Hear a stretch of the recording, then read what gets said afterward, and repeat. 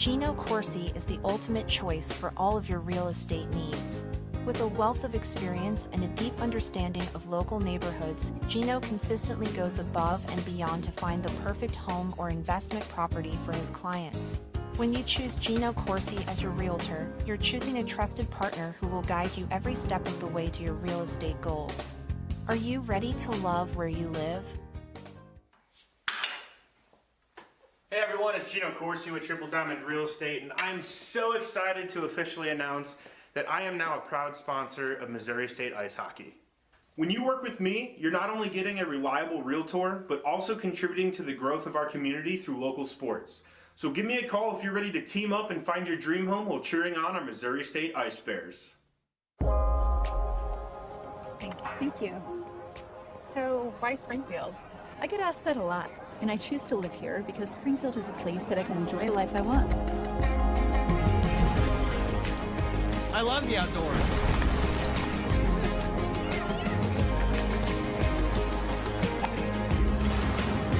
We can be on the lake in just a short drive. It only takes me 10 minutes to get to work. Or off to anywhere in the world. I know my kids will be safe and well educated. There are really good job opportunities after graduation. I'm able to work remotely and create on a high level. The healthcare options in this area are incredible. The options for housing and cost of living are so affordable.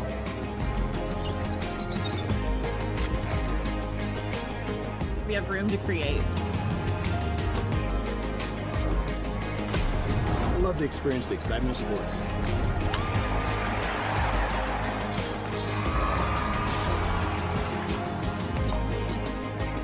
Can't beat the food. Or the drinks.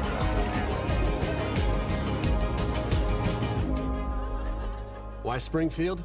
Because all the pieces you need to create your own story are here. The only thing missing is you.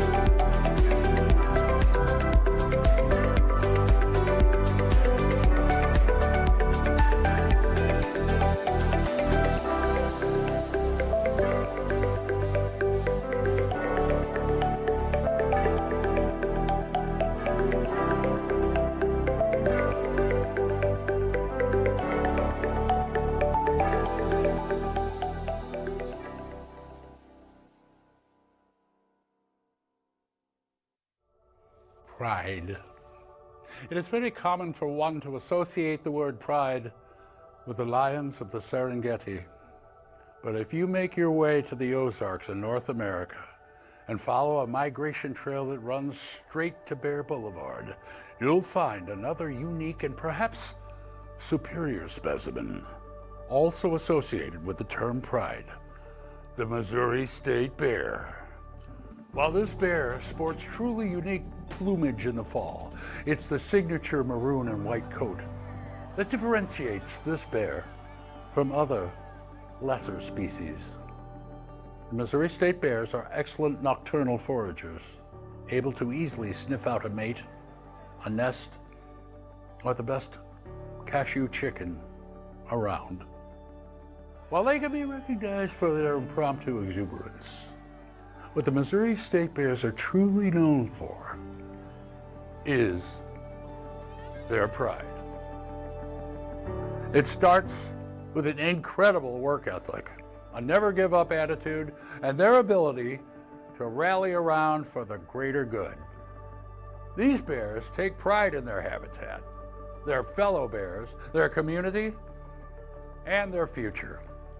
It's why Missouri State Bears sit at the top of the educational food chain. How do you know if the bear you see is a Missouri State Bear? Simple. Its trajectory is always onward and upward. And, well, they eat tigers for lunch.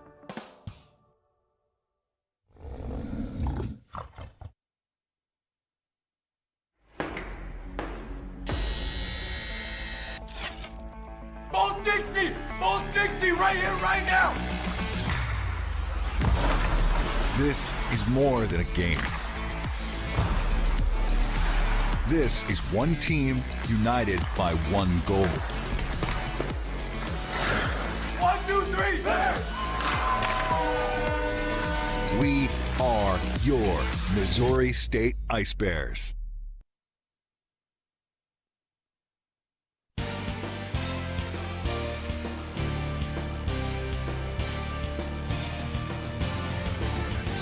WebSportsRadio.com, in association with KBFL, proudly presents Missouri State University Ice Hockey. With the call, here's Steve Casson. And live from Brightspeed Ice Park, Stan Milton Ice Arena, it is Game 2 between Missouri State and the McKendree Bearcats. Hello, everybody. Steve Casson along with Amari Johnson doing camera work for us. He'll be up in the booth in just a second. But in the other booth with me, Steve Granado. And welcome, Steve. It's the first time I've had a color guy doing Missouri State broadcasts since my old partner, Dan Lee. And if, Dan, you're out there, quit shoveling snow and say hi. But, Steve, welcome aboard. I'm super excited to be here with you tonight, Steve, and I think it's going to be real nice and easy for everybody at home to remember both of our names because you can't get it wrong. Absolutely, Steve and Steve. And for folks that don't know, Steve grew up, now you were born in Whittier, correct? Born in Whittier, grew up in La Habra, California. And I was born in Whittier, grew up all around Orange County, so we've kind of been through the same stomping grounds, albeit, I'm not going to say the years, but several years apart. Let's just call it that. But here it is Missouri State and McKendree University as we will get taking a look at the pregame in just a moment. But Steve, I wanted to also say a big welcome because my voice over the years has dried out halfway through the game sometimes, and there's nobody to take over. So I appreciate you. It's going to be a great addition. And I know we're trying to get levels all set up here. I think you're low. You think you're high. We'll figure it out. It'll happen one of these ways. But you have the better microphone than I do. That's for sure. But let's take a look at the Cadence Insurance pregame report. As Missouri State with the win yesterday, 3-0 over the McKendree Bearcats.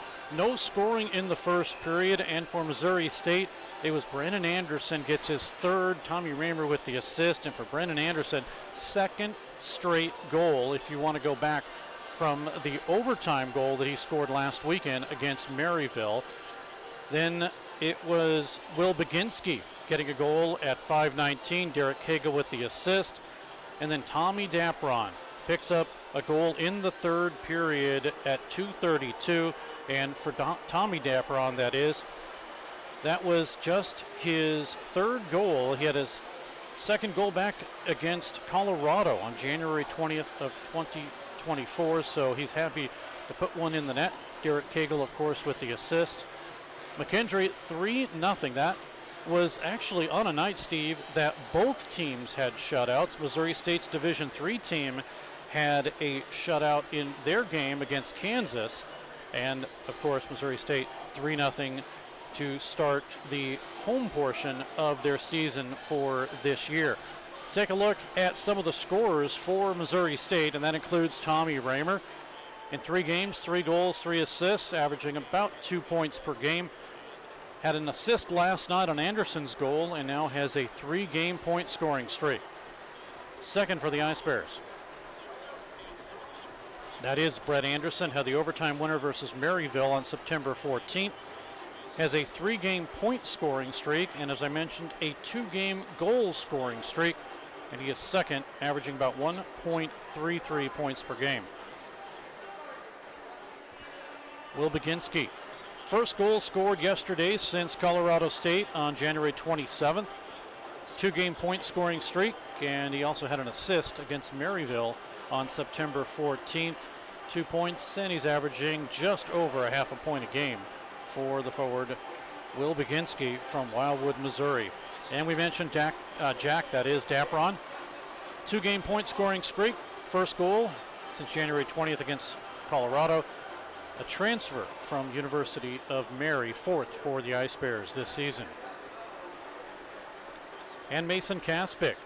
Although he did not play last night, Kaspick suffering from a facial injury, and that was taken care of according to head coach Tom Winkler, although you would never know what ever happened. And it was a situation where he had some issues with his teeth due to a situation in a game at Maryville, but so far so good. They are going to look at him again. So Mason Kaspick, even though he's 5th, he has not played in the last couple of games. As we look at the goaltending for Missouri State, once again starting in net, Brady Govero. In 2 games, he's 2-0 with a 1.49 goals against average, a .940 save percentage. He does have a shutout to his credit. Also, Austin Gilbert and Ross Jones will be the backups for Missouri State.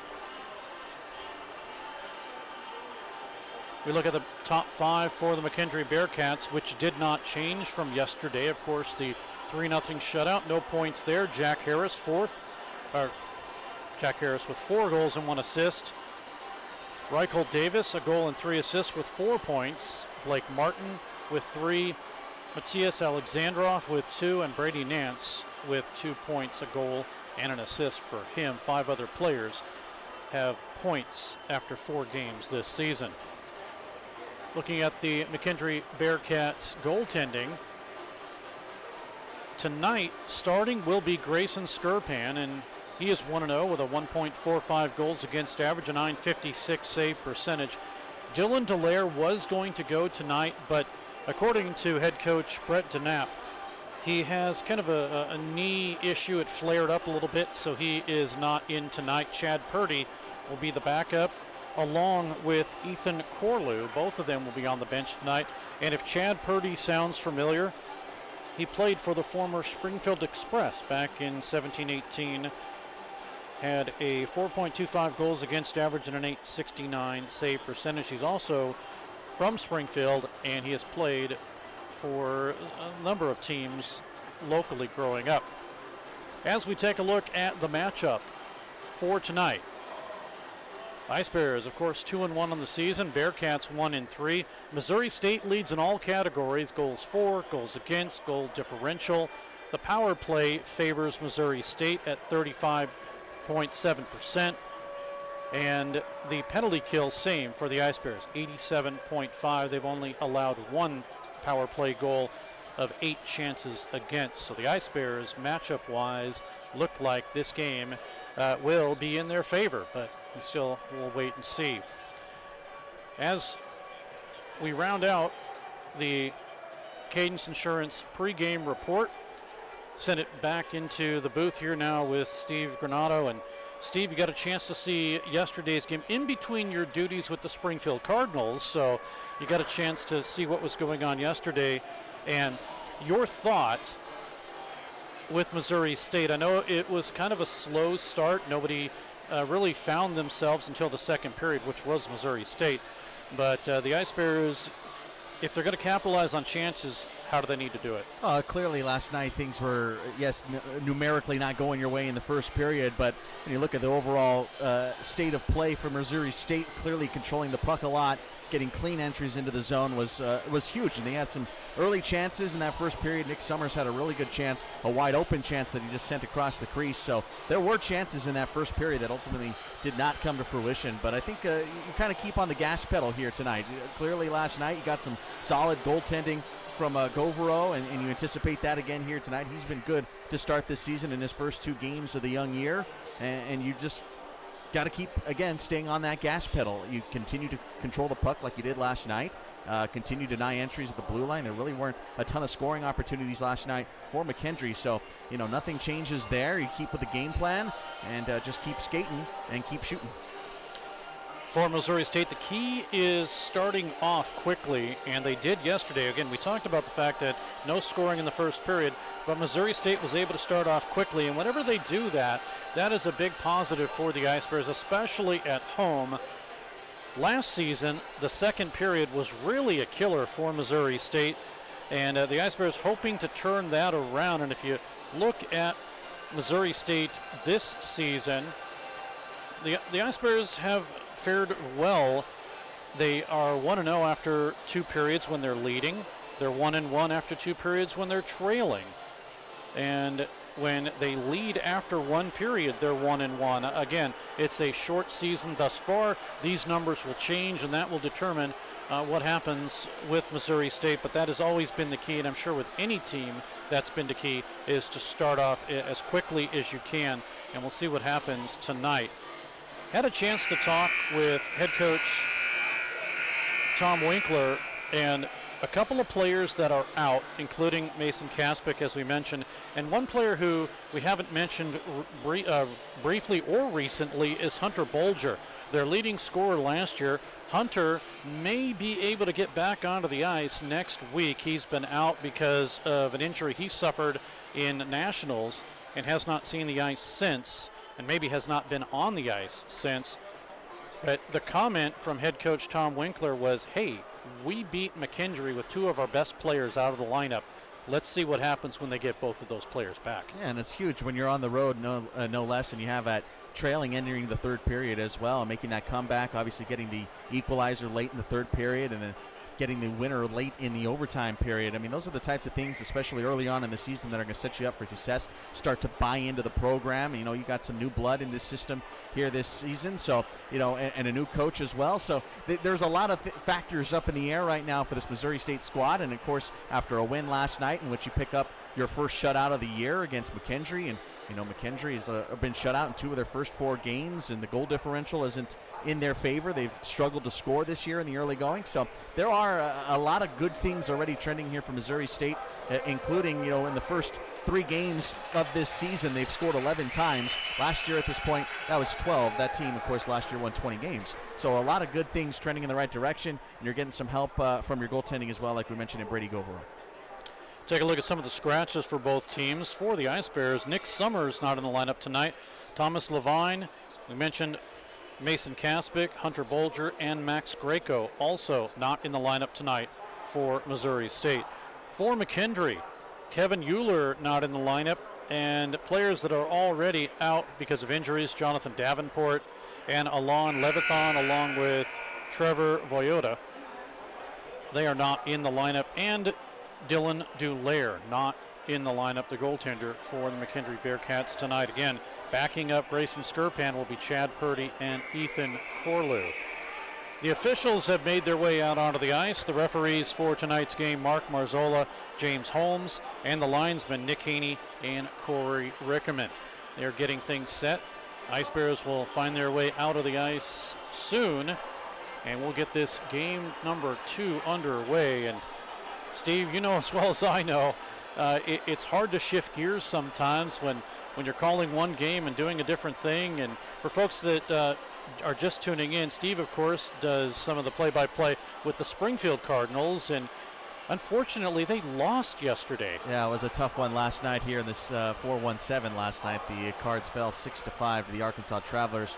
Game 3 of the Texas League North Division Finals. So this city a little reeling, a little quiet. Of course, today was cider days in the area as well, so something to lift the spirits here in the community. But yeah, one quick shout out before we get into baseball, or get into hockey rather, back to baseball is it was a heck of a year for the Springfield Cardinals to play right down the street if you've ever been here in Springfield, Missouri, and it was a heck of a season for that club. And I know that the community was really rallying behind that team. Had great crowds over the last 2 nights at Hammons Field. So nothing to hang their heads about. They played a great season, set tons of franchise records, and now it's hockey time. So now we get to turn our attention to the ice and get to see hopefully another good year here at Brightspeed Ice. Yes, it is Brightspeed Ice Park. I have called it its former name many times and had to correct myself.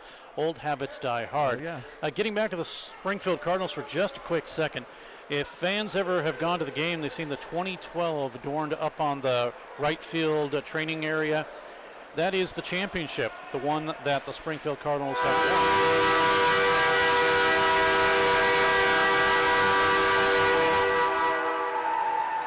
And every time I talk to Dan Ryder, the general manager, I say, wouldn't you like to have another one of those up? And he says, you know, it's all about development. Championships don't mean a thing. And obviously this season was a great thing to see the championship possibilities, but it's more about development. Yeah, I mean, I would have loved to hang a 2024 up there, but maybe 2025 is the year. Absolutely. And Missouri State is looking for championships. They're looking to return, as last year they went 1-1. The Ice Bears did win their first game against Utah. So the Ice Bears are hoping that they can turn things around this year, get back into the postseason. They are announcing the starting lineups for both teams. We again do not have a PA feed. We'll have to get that fixed some way, somehow. But it's Cade Rosansky, Brady Nance, Joe McCormick, along with Rycole Davis and Blake Martin are the forward and defense. And as we mentioned, Grayson Skirpan will be in net for the McKendree Bearcats. And if Skirpan sounds familiar, played 2 seasons for the Drury Panthers at Division II, 8-11-2 with a 2.69 goals against average and a .907 save percentage. And he will be in net once again for the Drury, or excuse me, he's from Drury, but to the McKendree University Bearcats. They're announcing the starting lineup for Missouri State. And coming out for the Ice Bears, Evan Ross. Ross out of Omaha, Nebraska, the 5th-year senior. 1 goal, or make that 1 assist in 1 game.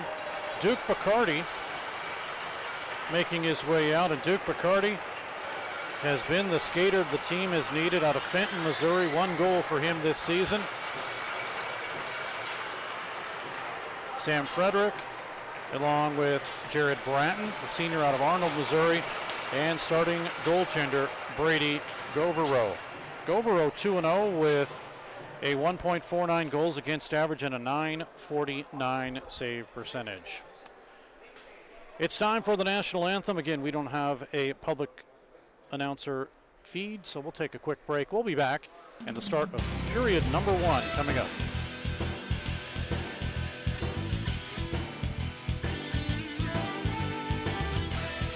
Pearson Kelly Office Products presents Great Moments in Office Technology. When Julie gets bored at work, she writes funny captions to pictures of animals she found online.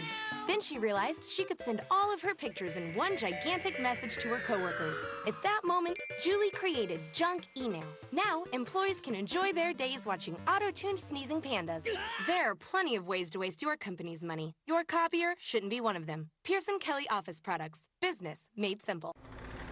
Hey, Missouri! Barrel Bob here. I'm MoDOT's Work Zone spokesbarrel. I see a lot of distracted drivers in work zones not paying attention to the road. Distracted driving is the #1 cause of crashes. The average text takes 5 seconds to read. At 55 miles per hour, you could travel the length of a football field blindfolded. Don't take the chance. I want you and my friends working on the roads to get home safely. Please buckle up and put your phone down. A message from the Missouri Department of Transportation.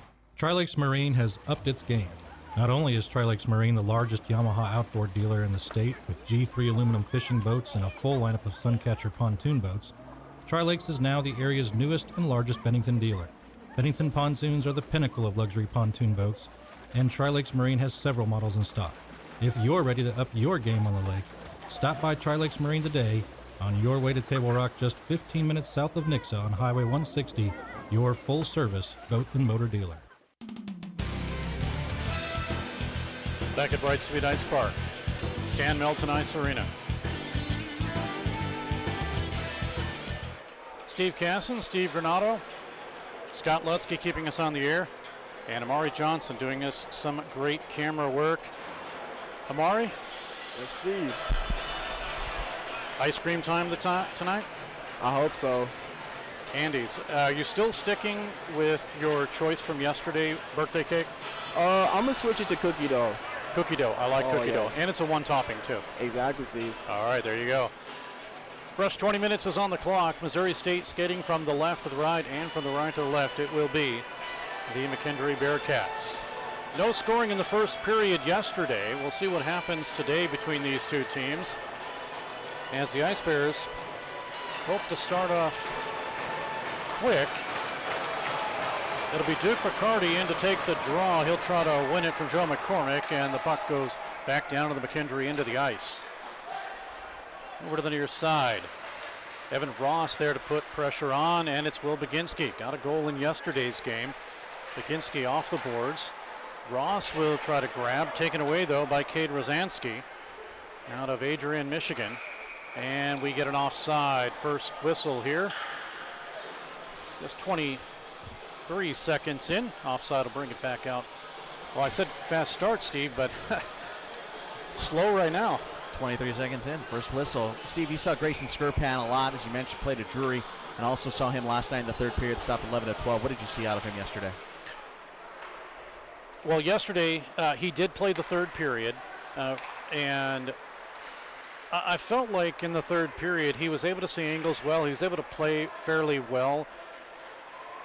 We'll see what happens here to start this game off. I think Missouri State gets an idea and knows an idea of what they need to do with him. But right now, he's able to see pucks well. He's able to make the stops that's needed. And Missouri State, of course, in the third period, they just got the one goal by Dapperon. Puck into the McKendree zone. Ice Bears have it. Here comes, Jared Bratton to swing around, and he missed it up high. Now Bratton again with it. Looking in front, there goes Josephson, but Bratton instead takes the shot, and a good save there. The rebound up the middle. It is cleared. So the first test on Skirpan, and he makes the save. Booth is on the ice now. He gets pushed down. No penalty. Play continues up the middle to Henderson. Good work there by Begich to pull him off the play, and it'll be sent right back in on the line. And the Ice Bears will try to regather. Nothing but Bearcats, and enough to clear it by Alex Kent all the way down. Shots 1-1 here with 18-17 to go in the first period and no score. Puck flipped off the boards and sent down by Bennett Uchaz, and the Ice Bears will try to regain in their own zone. Puck flipped up high, leading it, trying to grab it as Gavin Henderson. He's held on to. Henderson still with it. Henderson. As Gavin spins around to the near side boards to Dapperon and off as Jack Dapperon got a shot in front. It went off the defense. Now we get the puck on the side of the net, held on to by Skirpan. Now things starting to pick up for Missouri State. You mentioned Skirpan again. You saw him last night. Got off to a great start, first career start last Saturday, as a matter of fact, against Illinois. 43 saves on 44 shots. This guy's already been tested this season. So, 3-0. You mentioned got scoring in that first period last night. You really do want to get some good looks, and you already saw a couple of good looks in that last shift. Yeah, for Skirpan, that was a 5-1 win last week. Here come the Bearcats. Left side, McCormick will drive it around. Stepping in front of him is Derek Cagle. Scrum forward behind the net. Now with 17-23 and no score here in the first period. Final game of 4 games that were here this weekend. And in case you missed it, Drury Division III pulled out a victory as we get a save here, the first of the night for Brady Govero. But the Division III team, they won 8-0 on Friday and then pulled out a victory 4-3 with Cody Larenko getting his hat trick goal and the game winner with just 47 seconds remaining in the third period. That was a game we had earlier. But now in Division I play, here come the Ice Bears. Off the draw, Sam Frederick. He gets checked into the corner by Blake Martin. They both battle for it behind the net. Now a trio of players in. Still along the boards. It's finally dug out to the half boards and grabbed by Jack Harris. He'll send it in to Cade Rosansky out of Adrian, Michigan. Shot up high. Into the corner now, and the Ice Bears will gain possession with 16:25 to go and no score. Line change for McKendree. I don't know if they had too many men on the ice. They did touch the puck, and the officials did not call it. Near side. Puck grabbed out by Tarcisius Tibish Kohijig. And sent right back in. We have a whistle for a stoppage in play. 16:05 to go in the period, and no score. First 4 minutes of this game, Steve, I think a lot better for McKendree. You got to feel a lot better if you're on the Bearcats side of the ice here tonight, because first 10 or so minutes last night, they were really having a hard time getting through the neutral zone, but they've had a couple of offensive chances past the blue line already. A little different than last night's opener. Down to the McKendree zone, chasing it is Duke Bacardi. His name is not Duke. His real name is Gianluca Luigi Bacardi, but he goes by Duke. Into the corner now, chasing it is Will Baginski. Baginski with a goal and an assist this season. Puck driven in and a save. The rebound moved as Raymer got the shot. Good save by Skirpan, and then at the last moment he saw it as it directed wide. Line change for the Bearcats. Ice Bears put some pressure in their own zone. 15-17 remaining in period one, and no score. Shots tied up at 3. Ice Bears out of their own zone momentarily as they try to get things set up once again, but the bad cross ice pass is deflected, and as soon as it gets deflected, it's sent down in for an icing call. 15 minutes exactly remains in period number one, and we have an icing which will, or the officials going to say, no, we messed up, let's go to center ice. That's what will happen.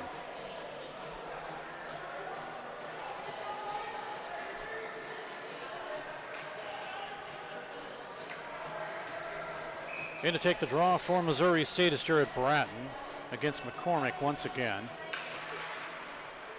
And thanks to McCormick, the Ice Bears have possession. Henderson, they'll work it around the back for Missouri State to the half boards to Cagle, off of his stick. Anderson to intercept. That is Ben Anderson of the McKendree Bearcats, not to be confused with Brett of Missouri State. 14:41 to go in the period. No score. 3-3 are your shots as a drive comes in on the side of the net, covered up by Brady Govero. Second straight start for Govero, who now has a 1.49 goals against average. Like to see that, Steve, out of your goaltending. Of course. You also like to see Brian Wood right there coming in and a little back poke check from the backside there in the slot. That was a really nice job, getting a little love from the home faithful there in the corner. Puck behind the net, taken away by the Bearcats. They'll work it around. 14:25 and no score in the first. Left side drive on a spin around shot by Jack Harris. And right there to cover it up is Brady Govero. Freshman, 6'3", 150 out of St. Louis, Missouri. I look at that and I say 6'3", 150. Put the goaltending equipment on and now you look like a goaltender. Off the draw again, a shot, same type by Rosansky is held on to. First period intermission, Evan Ross will be our guest. And Scott, listening back in the studio, I don't have a second intermission guest just yet. I'll need to figure this one out. 14:11 to go in the period. Right side, Blake Martin.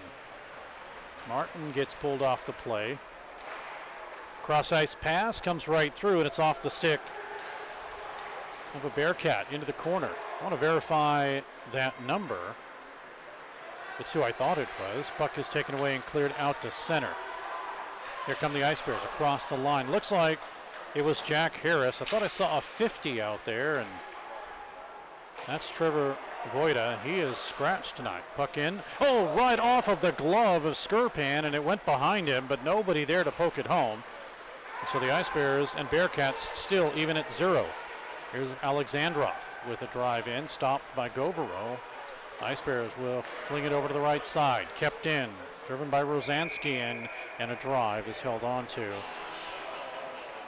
Cade Rosansky, 5th in scoring, had an assist against well, let's see, he had a career high 5 goals, 9 assists in 34 games in 23-24 did Rosansky. And 2 different chances in that shift for Rosansky, both of which not the greatest looks. Kind of quick on the trigger, didn't let any traffic build, taking it from wide angles, and that's a really easy stop there for Govero. Both of them. Easy stop for him, not for myself. Sure. And I play from way over here. Well, and I play goal too, and I've let those goals in before. We get an icing call here. I will tell you, it's been quite a few years, but the Ice Bears have a alumni game, and they let some of the other people besides the alumni play. Now they have enough alumni, they don't have to do it. But they used to, and I used to play in it. And I just remember Dan Odenwald, great player. He took a wind-up and was pegging the upper corner, and I gloved it. And he looked at me, he says, I can't believe you can play goal. And I said, I can't believe it either.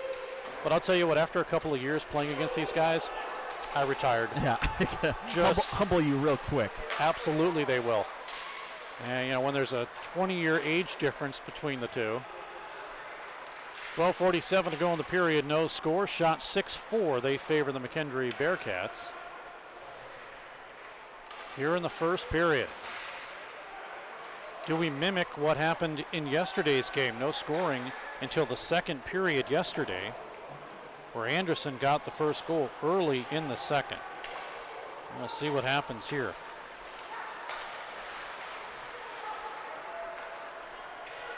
Right side, Ryan Eckliff. Looking for a centering pass was Kyle Munkanukuye. Drive comes in right underneath Munyankuye. Was right there in front looking for the tip. Puck out to center. Ice Bears want to change, so they give up the chase. Ben Anderson.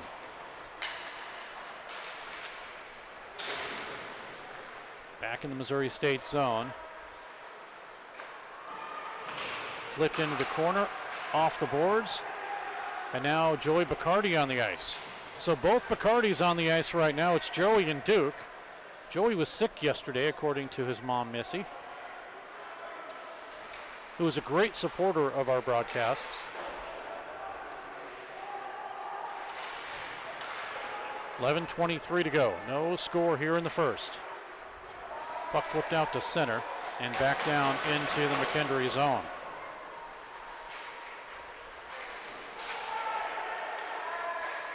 Ice Bears trying to gain possession as it's sent right down. Ross will go for a line change. That'll bring on Jared Anderson, or make that Jared Bratton. Thinking of an NHL player. Drive comes in, looking for a tip in front, and they didn't get it. They didn't connect with Ben Anderson. Ice Bears have it again.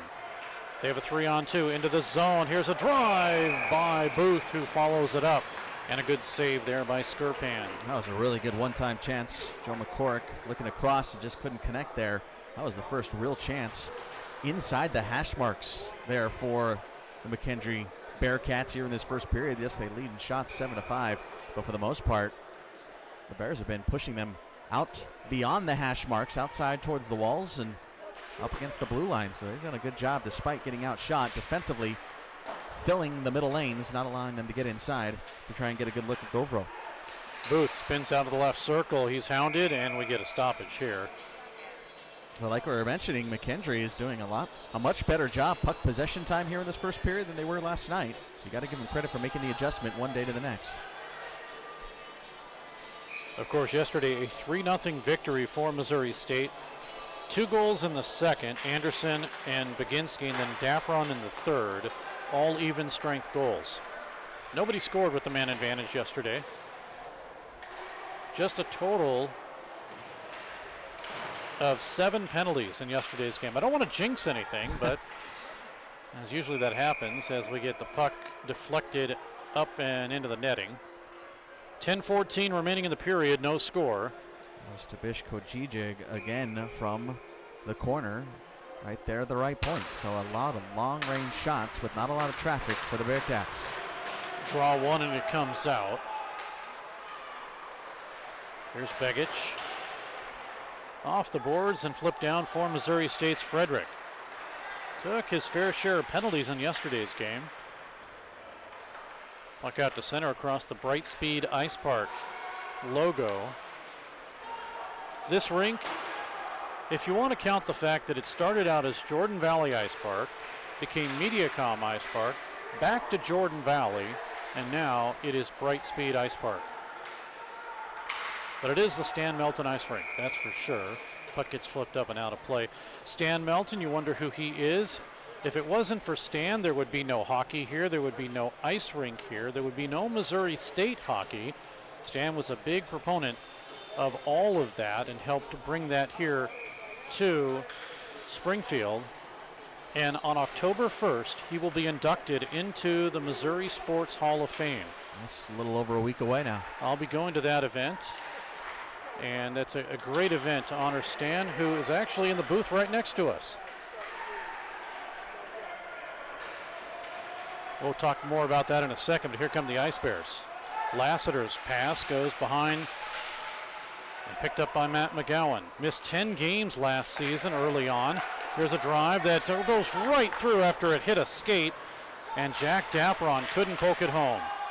The Ice Bears on a delayed offside, clear the zone, but it might be a break now. Reichhold Davis, and he passes over to the right side, broken up as Isaac Fuller was looking for that pass. Right up again for a shot for Davis, and it's blocked it into the corner. Some good pressure now by McKendree with no score and 8:42 to go in period number 1. Up the middle through some traffic, drive in, and a save by Govero on Ben Anderson's chance up top through a lot of traffic there. That was a great shift there for McKendree, probably their best shift of this first period. Now it's about 11 and change into the period, and a lot of it starts there from Joe McCormick. Once again, McCormick was the one that got that pass over in his last shift, trying to get that one-timer on over to Reichhold Davis. So Davis and McCormick hooking up a couple of times here in their last few shifts. Face off of the right of Govero. Out of St. Louis, Missouri, freshman. Sporting a 1.49 goals against average after yesterday's shutout. Backhanded in by Sawyer Lowensdale. Ice Bears intercept.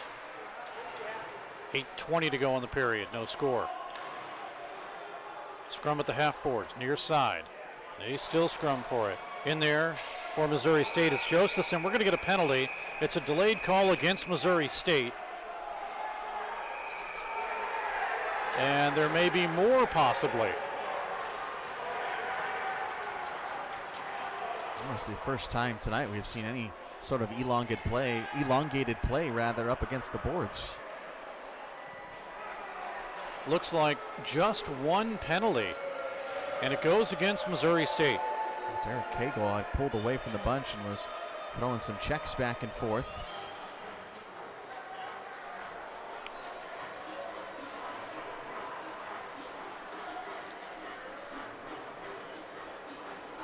We'll see who it is, and it looks like it's going to be against Jacob Hewerman. And it's a 5-minute major against Hewerman. And that was the first shift for that fourth line. First time on the ice for Hewerman tonight. First shift this weekend. He did not play yesterday, I don't believe. So it was the line of Hewerman, Terrence Josephson, and Cameron Reel. So Tyler Lassiter has come in to serve, but it is a 5-minute major on the board.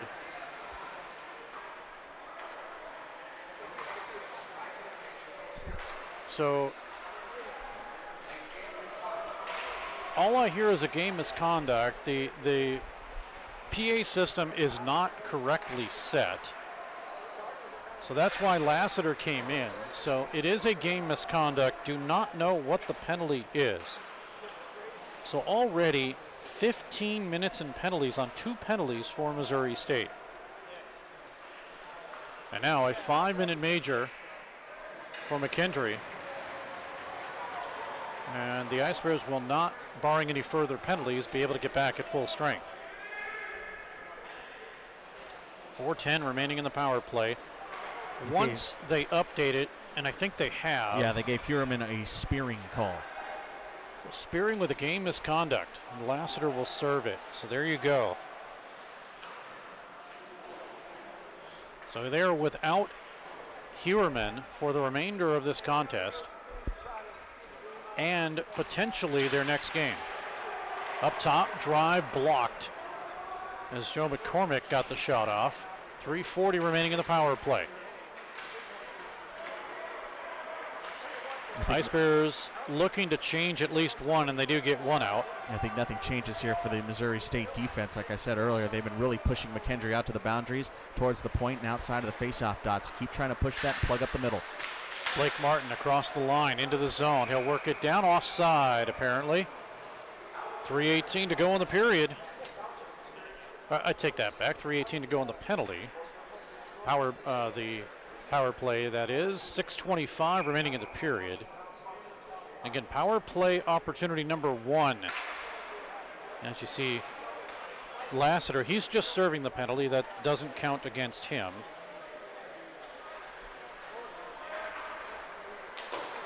Ice Bears could steal. They do. Grabbed by Henderson. He'll drop it down in low. Missouri State not too interested in pursuing the puck right now with 2:53 remaining in the penalty. And 6 minutes to go in period 1. 0-0. Much like yesterday. Far side boards. A race for it. Tipped off of the stick of Henderson and back down behind the Missouri State net. Keeping it in play is Ben Anderson. Half boards now. Davis looking for Anderson, but instead, right on the doorstep, it's poked home by Davis and covered up. And now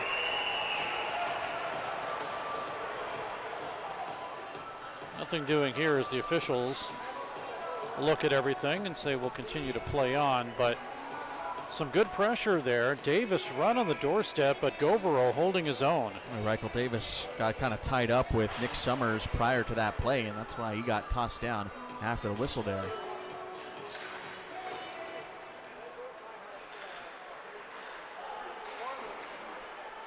Play underway. Behind the net, Alexandrov looking to center it in front. Matthias Alexandrov, 1 goal, 1 assist this season for him. Puck cleared back down into the McKendree end. Coming down to what should be a normal penalty, 2 minutes remaining in this major. And Tarcisius Tibish Kohijig with possession of the puck for a moment, and the Ice Bears will intercept. And they'll clear. 1:44 remaining. You kind of get the feeling, Steve, that this 5-minute major has been nothing but a defensive period all of a sudden for Missouri State, even though you can't grade it by just 5 minutes. Here comes Bacardi with a drive, and it's sent up high, and it missed. Out to center, and sent down after getting hit. Jack Harris into the boards, and we pinball it all the way back.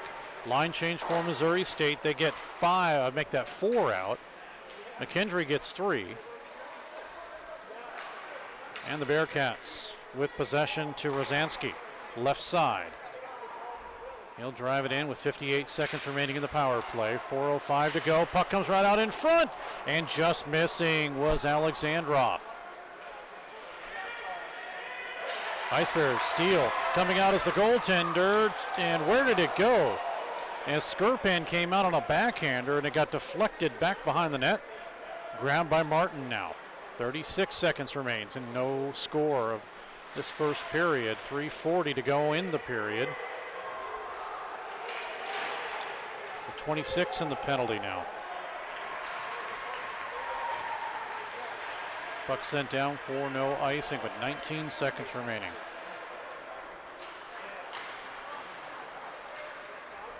Out of his own zone, Reichel Davis.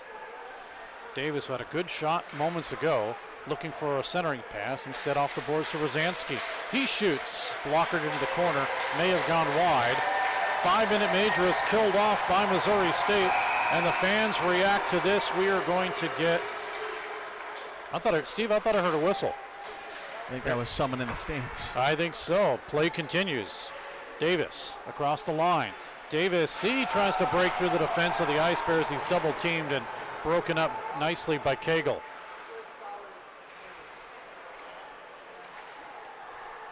To the near side. Ice Bears gain control and just off of the stick of Jared Bratton. Bratton last season, 2 goals and 13 assists. At one point, he had 11 assists and no goals, and he was one of the point leaders for Missouri State. Puck deflected as Booth had possession. It's right back out. 2:17 to go in a scoreless first. Here comes Bratton in front. He shoots and a save. Partially tipped the puck that hit the mask of the goaltender Skirpan. And Bratton with it one more time. Coming down to 2 left in the period. Skirpan with a save. Rebound right on the doorstep is Terrence Josephson, and it's held on to by Skirpan. So Missouri State, Steve, I was going to say, starting to get some chances. Yeah, on that, we'll go back to that penalty kill here quickly. 3 shots allowed by the Ice Bears. 2 really good chances. I think the 2 best chances came from Reichel Davis, and then the whiff shot from Matthias Alexandrov was right there on the doorstep, and that puck was rolling on him, just could not get a clean look.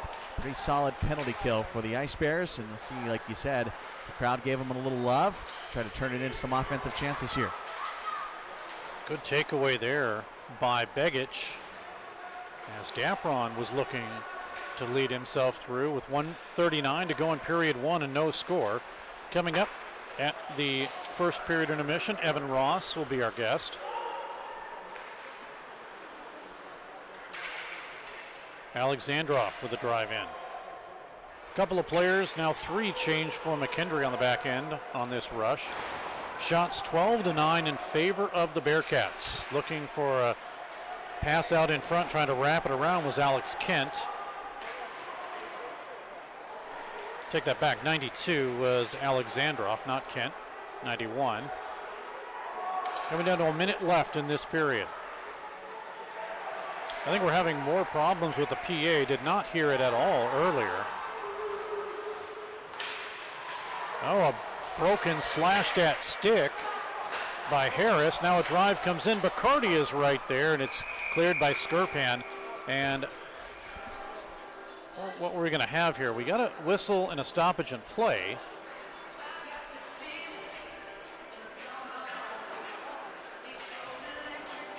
Something happened behind the play.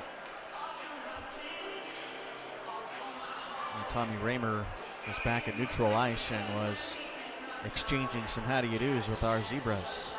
Nothing comes of it. Well, the Ice Bears with Baginski. 33 seconds remaining in this first period. No score. Baginski up high. Right side. Working it to Raymer.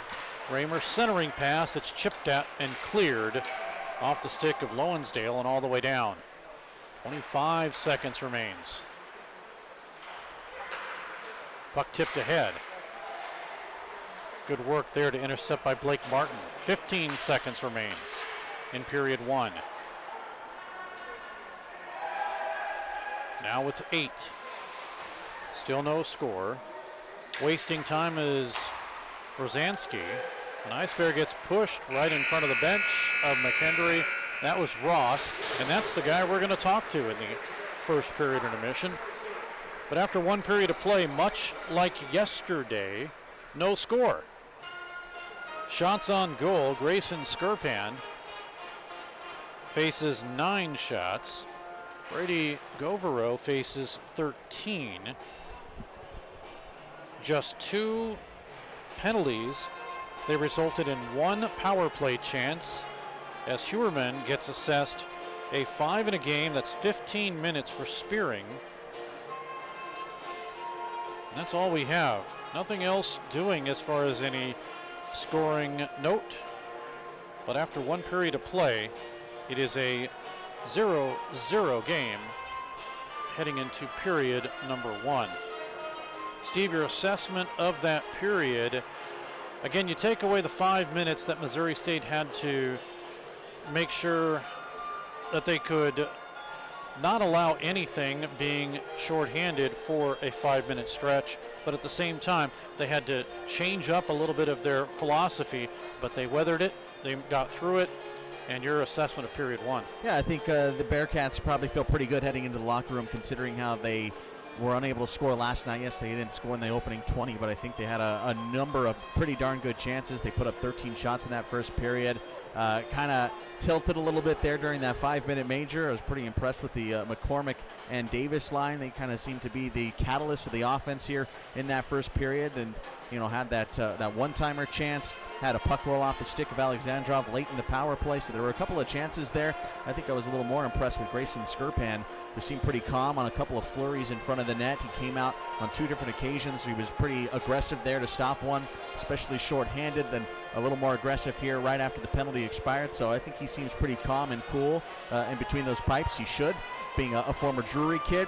So he impressed me in that first period, and I think Missouri State maybe a little bit of a reality check after picking up a 3-0 win last night. Kind of go back to the drawing board. We were talking with Tom Winkler prior to game start here tonight. He had mentioned how important it was to push the envelope here tonight, how important it was to utilize their speed, and I think that was something that they're going to try and talk over here during this first intermission and try and get a little more aggressive, because when this team is aggressive, we saw it last night, we saw it at some spurts in that first period where Missouri State was a little more aggressive and they create some scoring chances. So if they can kind of push the gas pedal a little bit more here tonight, take a few more chances, I think they're going to be all right. And to play off that pun, speaking of aggressive, the Ice Bears coaches were a little aggressive with the officials going out and trying to discuss what happened, especially with Hewerman getting the 5 in a game. And it took a while before they started getting things going here. So we're still about 14 minutes as we wait for period number 1 intermission. So we'll take a break, and when we come back, we'll talk with Evan Ross. It's an oldie but a goodie, as they say, an interview a couple of weekends ago when the Ice Bears were getting ready for their exhibition games against the Junior Blues. No score after 1 period. We'll take a break. Be back.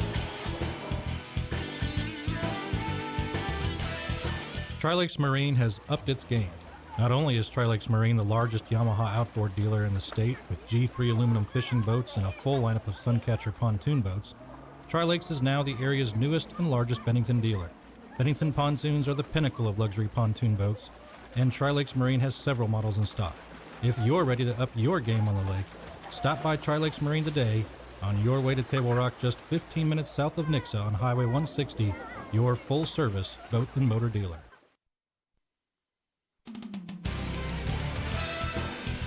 We're back at Brightspeed Ice Park. Steve Casson along with Evan Ross now of Missouri State. Last season, 4 goals, 3 assists. You've been with this team enough to kind of understand that, well, that's not like you. Last year, I know you're kind of not really happy when I said those stats there, but Evan, it's a new year, so in a way, what do you feel like you have to do differently this year, or do you have to do anything differently this year, or is everything going well? I think everything's going well, Steve. Last year, sometimes I think that just kind of happens. That was my 4th year, and now got one more chance to do better. You get that extra year. Are you feeling that bittersweet feeling, like knowing this is going to be it? And it's only because you're forced to, right? You'd still play if you could, right? Yeah. No, I think last year I ended the year thinking I wasn't going to play, so I think I already got that out of the way, how that actually feels, not thinking that you're going to play again. So now you're back and you're ready, and of course, you know, the team's made it to nationals several times during your playing career. That, of course, is something you're looking forward to? Yes, absolutely. That's always the end goal, but hopefully one of these years we can get past that second game. That's kind of been a tough scenario. And when you look at it, you know, there's two teams here, the Division III teams here, and they've had some good successes, and the Division I team has too.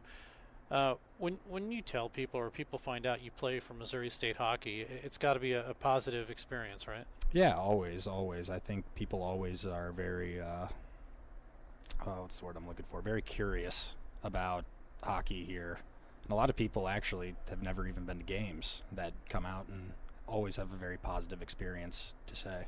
Believe it or not, there are people that have lived here all their life and they still don't know we have a hockey team. Yeah. And then they find out and they're like, how long have you been here? 24 years. But yeah, it is very interesting. But you get to play again and you get to kind of leave your mark. What is, I don't know if you have a goal or anything for this season, but what do you want to do for this season? Kind of just field the best team we've ever fielded. I think that's about the only thing that we've come short of. I think another answer could probably be a WCHL title. Been close to that, but never got that yet. That's got to be tough. But then, speaking of the WCHL, it's really the toughest league in the ACHA, or of teams that are part of the ACHA and teams that are part of that. It's really the toughest league. Yeah, I would agree with that. So now you're playing against obviously the likes of champions, including Central Oklahoma, Arizona.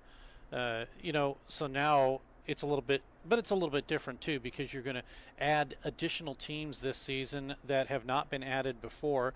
One of those, the University of Mary, who's been a top team all of a sudden, and then you have UNLV, who's been kind of thorn in the team's side. They're coming at least here to Brightspeed, so that'll be nice. Let's talk about maybe over the course of your hockey playing career here, what is something that sticks out? Something in your mind that you say, you know what, right now it doesn't get better than this? I would have to say either beating Maryville or beating UCO. Those have been kind of few and far between since I've been at school, but those are definitely sweet moments. Evan Ross is joining us, and are you talking about the sweep here at Jordan Valley Ice Park? Yes, I am. Pink the Rink sweep. You know, it's really interesting because Missouri State has done that several times to UCO, especially when they were even number one across the country, and to do that has been unbelievable. But a little bit of history for folks who don't know, but Central Oklahoma was, when Missouri State was a Division II team, one of the only Division I teams that would actually host a Division II team in Missouri State and come to their arena. And back then, as a Division II team, of course, Missouri State had massive trouble with a powerhouse like UCO, but how times have kind of changed, and in reality, you almost owe Missouri State's, not really their existence, but their ability to get into a strong league, the WCHL, as we talked about, because of the ability to have a good relationship with UCO. So, yeah, it's kind of the icing on the cake to throw a couple of sweeps their way. Yeah, absolutely, because they've kind of had our number here for a couple of years. Speaking of number, this year, Missouri State season number 24. I don't know how much, if you ever followed the team prior to getting here, but what is your impression of the way that the team has morphed, I guess, into what it is now? Yeah, I mean, I think the foundation that Stan and Kurt built was a very good one that allowed us to be able to grow like this. I don't think any of us would be here if it wasn't for those two and what they created. Evan Ross is joining us of Missouri State. Okay, you're here for another year, but what are you going to be? I mean, I'm sure you've determined what you're going to be when you grow up, but tell us. I think I want to be a financial advisor. I mean, that's what I went to school for, but that's not exactly 100%. So you're still kind of up in the air a little bit? Yeah, definitely. What would be choice number two? Some other thing in finance, definitely. Okay. Yeah, use my degree. There you go. Anything to do with sports? That would be a dream, but I don't know if that'll happen. Might just be a fan. There you go. Speaking of fans, you're a fan of what NHL team? The Detroit Red Wings. Detroit. They just lost Perron too. They did. So what do you think about them this year? I think they're going to be good.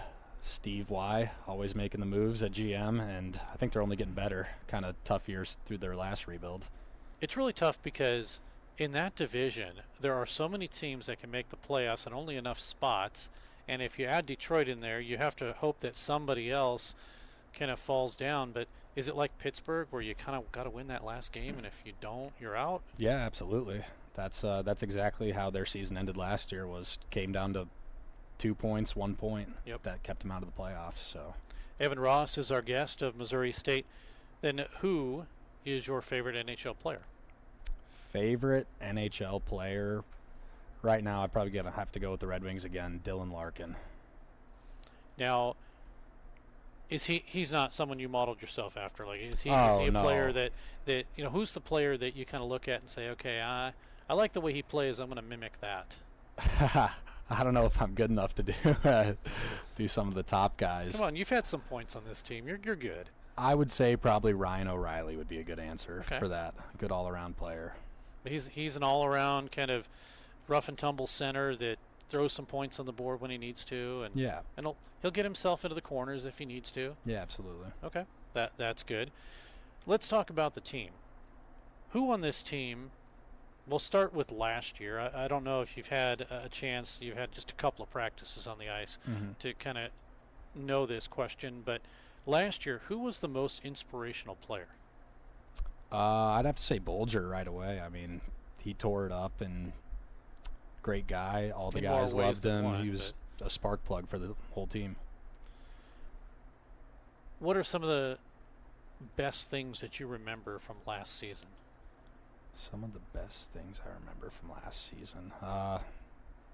Winning the Nationals, definitely.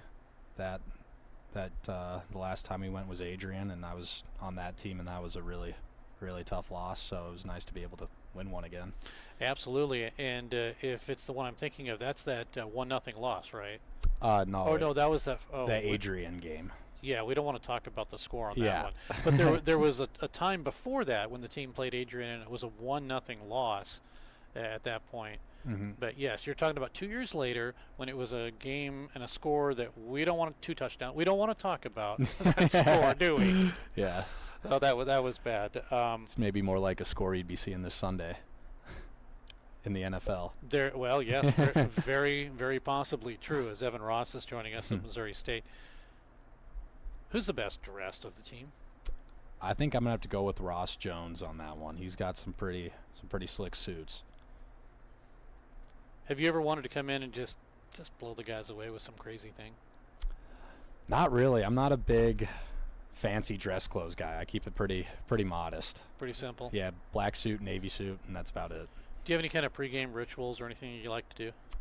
Not really. I'm not superstitious at all. I'll mix it up just depending on how I'm feeling. I never really have a set schedule. You don't have to put a certain skate in, or you don't have to do a certain warm-up at a certain time, anything like that? No. Just get on the ice and we're ready Yep, to go. pretty nonchalant when it comes to that. There you go. Evan Ross is joining us of Missouri State. Do you remember the first time that you got on the ice when you were a kid? I kind of do, roughly, a little bit.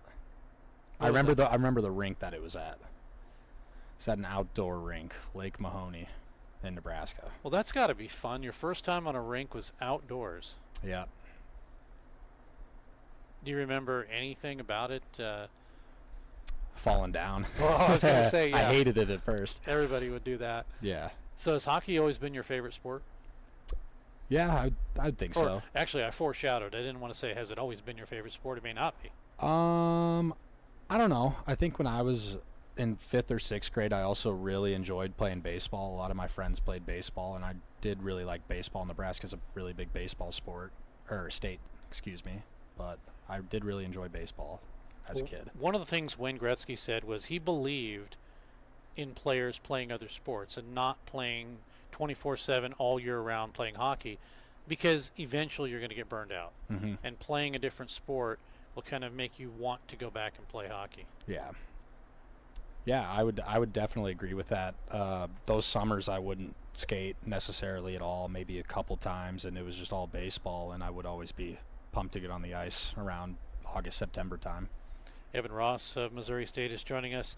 Evan, at the end of interviews, I always wish players more goals, so I wish you more goals this year, and the next time we talk, we'll talk about all your fantastic shots in the net that went in, and you won't be. I don't want to say this, but like you looked a little depressed when I gave the stats. Like, that's not good. Well, I hope you manifested, Steve. I hope I do too, because I've talked about it too much, haven't I? Evan, thanks so much for doing this. That's Evan Ross of Missouri State. We'll take a break. Be back. More hockey coming up.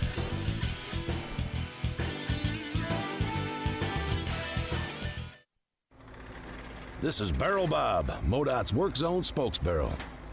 You'll be seeing more of me as the weather warms up. Crews will be working on our roads. That means lanes will be closed for construction and maintenance work on our highways. As you approach a work zone, please don't drive distracted. You need to pay attention. I want you and my friends working on the roads to all get home safely. Remember, buckle up and put down your phone. A message from the Missouri Department of Transportation. It's time to drop the puck on the second period. Here's Steve Casson. Along with a whole crew of folk here today, Steve Granato doing color, Scott Lutzke keeping us on the air.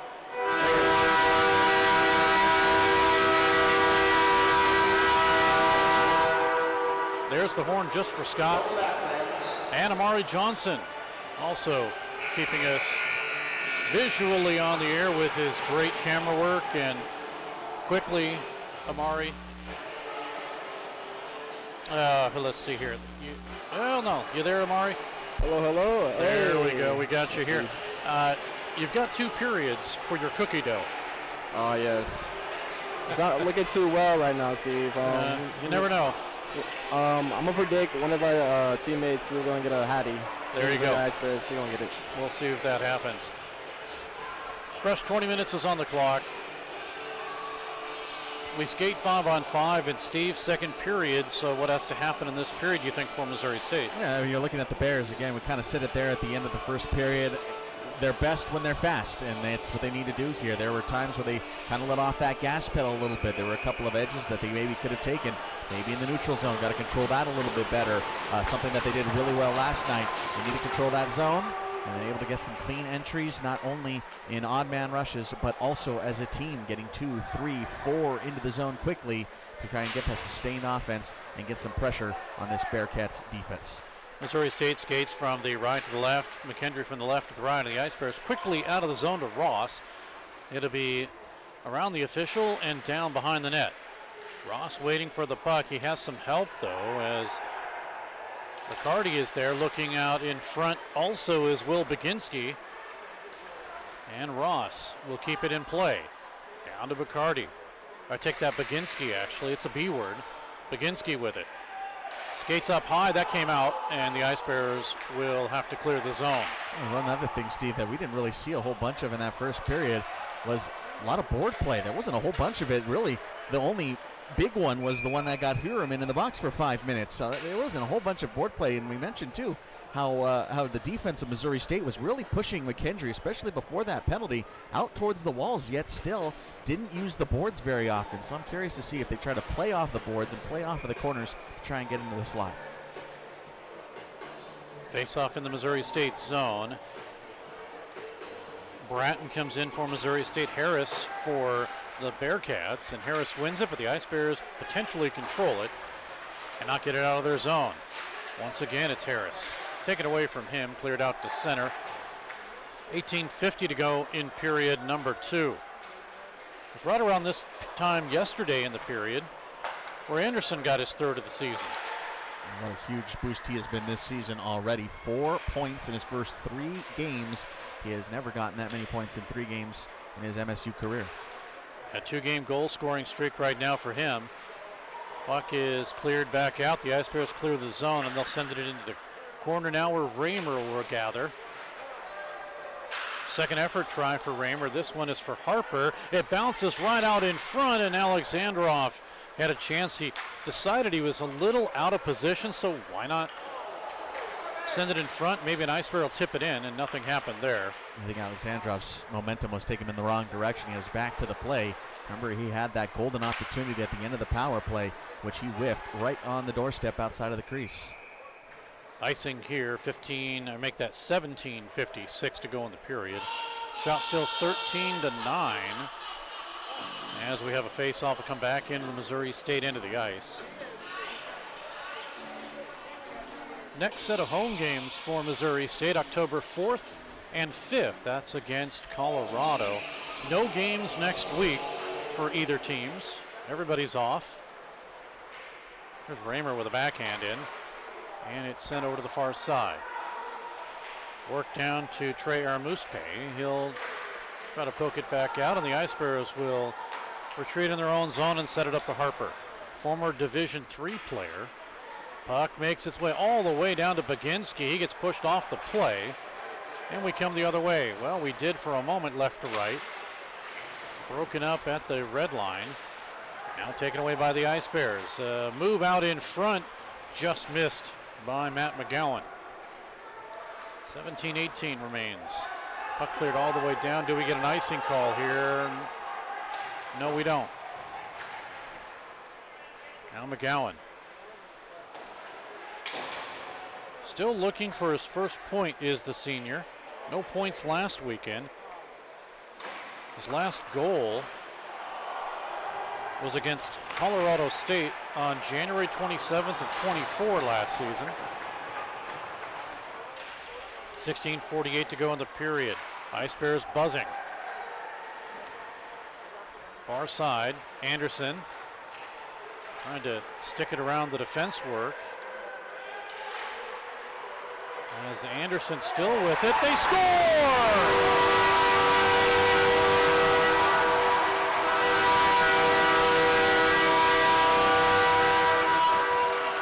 A scrum in front, and it was picked up by Tyler Lassiter, who gets his first goal with Missouri State. And the Ice Bears have a 1-0 lead. Just a scrum out in front, and finally it was poked home. And again, second period scoring for Missouri State. They make it count. And that all started with Brett Anderson. Again, we mentioned already how big he's been here for this club in the first 3 games. Anderson isn't going to factor in there, but his first shot was kind of what set off that whole thing. They went from left slot to right slot, kept winding around the net a couple of times. That was a really good shift, and you could feel the pressure building on Grayson Skirpan there. They finally beat him on their 14th shot.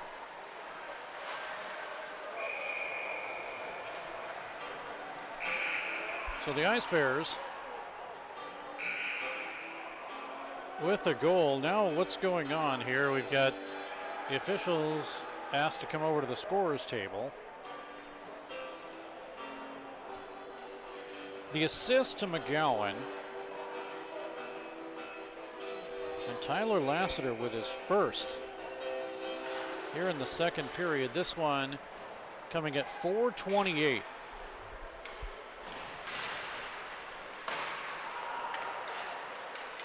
The Ice Bears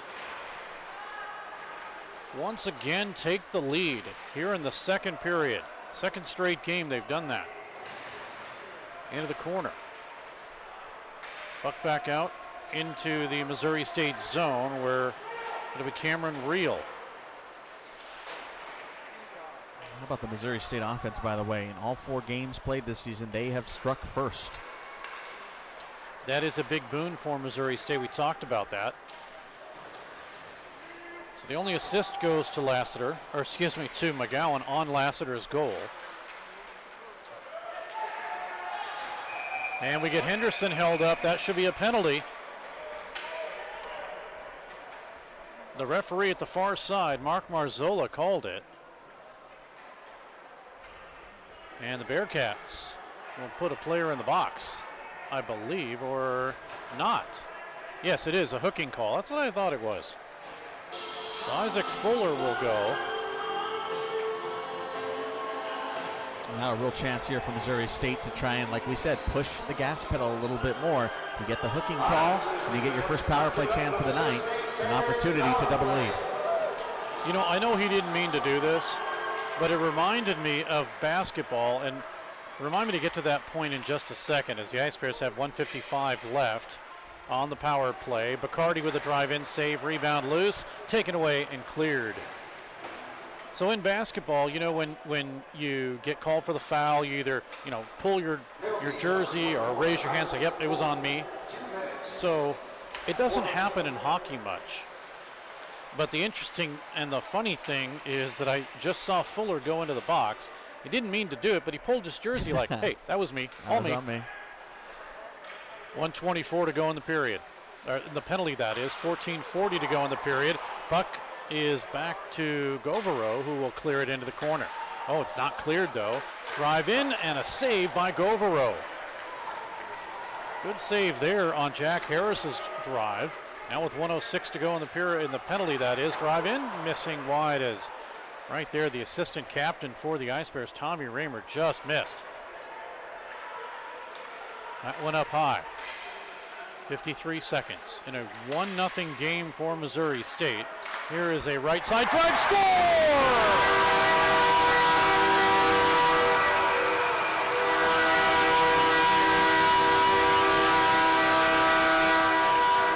Second game in a row, Will Baginski has scored. And Baginski with his second goal of the season. It is a power play goal. And it is 2-0 Missouri State. Well, this all starts again. I sound like a broken record, but it starts with the defensive play of Brett Anderson on that shorthanded bid. He got a little piece of it, went up and caught Govero in the shoulder. That turns into the rush the other way. They're able to set up inside the blue line, move east to west for the first time in that power play. Fourth shot, and it's 2-zip. Great little one-timer across the ice. That's a Missouri State power play goal. So the Ice Bears by number 10. Will are 1-1 on the power play.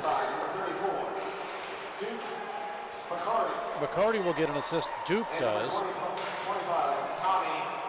And Raymer will also get an assist. Now we get stoppage and play for an offside. So the Ice Bears with a 2-0 lead here in the second period. And again, Steve, much like yesterday, a little bit of time for Missouri State to get the offense going, but now they're ready. As Brian Wood will have possession, rim it all the way around the boards. Goes to Landon Booth. He pushes his way through. Here comes Booth across the right side. Booth, last goal against Colorado, November 18th of 2023. It's been a while for him. Bearcats with Jack Sumner. He'll shoot it through near side boards. McCormick to gobble and bring it to the far side where it'll be sent right back by Alex Kent. Oh, an Ice Bear gets tripped coming right through. We're not going to get a penalty apparently. So play continues. I think it said they got the puck first. 12:48 to go in the period. Harris across the line, missing wide. Govero sees it go into the corner. Now the Ice Bears trying to break a 4-on-2, but they want a line change, so they do. At 12:33 remaining in a 2-0 lead for Missouri State. 3-on-2 into the zone. Left to right, across the line, looking for a pass was Kent. It went off of the stick of Harris too wide. Here come Missouri State, or excuse me, come McKendree as Missouri State backs up defensively. Centering pass, intercepted. Jack Dapron on the left side, has some room. Dapron walks in, he shoots, and he missed wide to the right. Left side as the goaltender looks at it. Want to make that 11:55 to go in the period. Shots now favor Missouri State, 19-14. And they have a 2-0 lead. Ice Bears keep it up high across the Missouri State Bearhead logo, and the puck is out to center. 11:37 remains. McKendree comes in at 1-3 this season. The Ice Bears, with the win yesterday, are 2-1 after splitting with Maryville last weekend. Prior to the overtime win that Anderson got the goal in last Saturday, Missouri State had lost 7 straight and 12 out of 14 against Maryville. Lifetime. Here's a drive in that is gobbled up as McGowan's drive is held onto by Skirpan with 11:05 to go in the period. Face off in the McKendree zone. We take a live look at the start of the first period. Drury in Central Oklahoma, as they're getting the lineups all set up there in Oklahoma. We'll keep a tab on that game as they get started. 11 minutes remains in this period.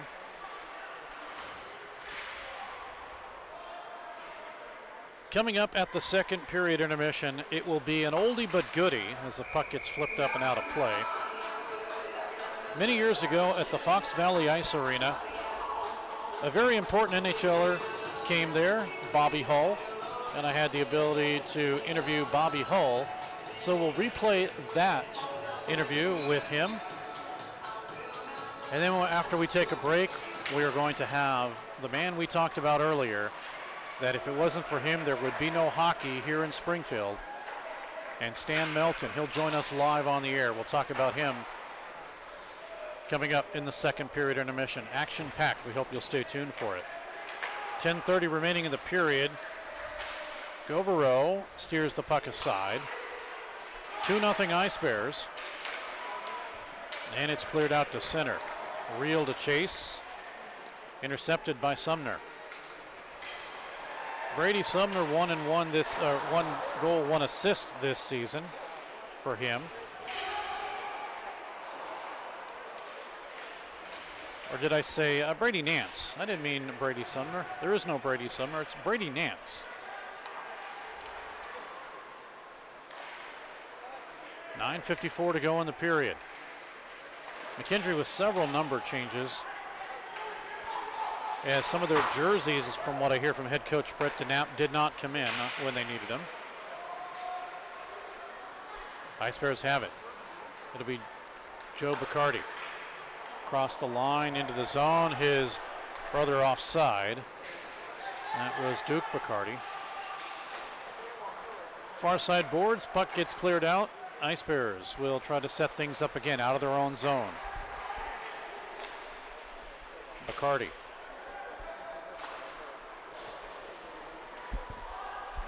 Now both teams just playing catch up and down the ice. As Missouri State's Bacardi, Duke tries to get things started up.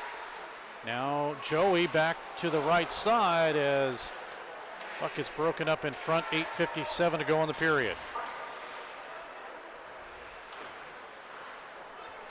A lot of neutral zone play here as the Ice Bears and the McKendree Bearcats still trying to get something going. Slowing down just a tad as puck is flipped up and not gloved out by Ross. Stays in the zone. Shot by Eckliff is blocked and cleared.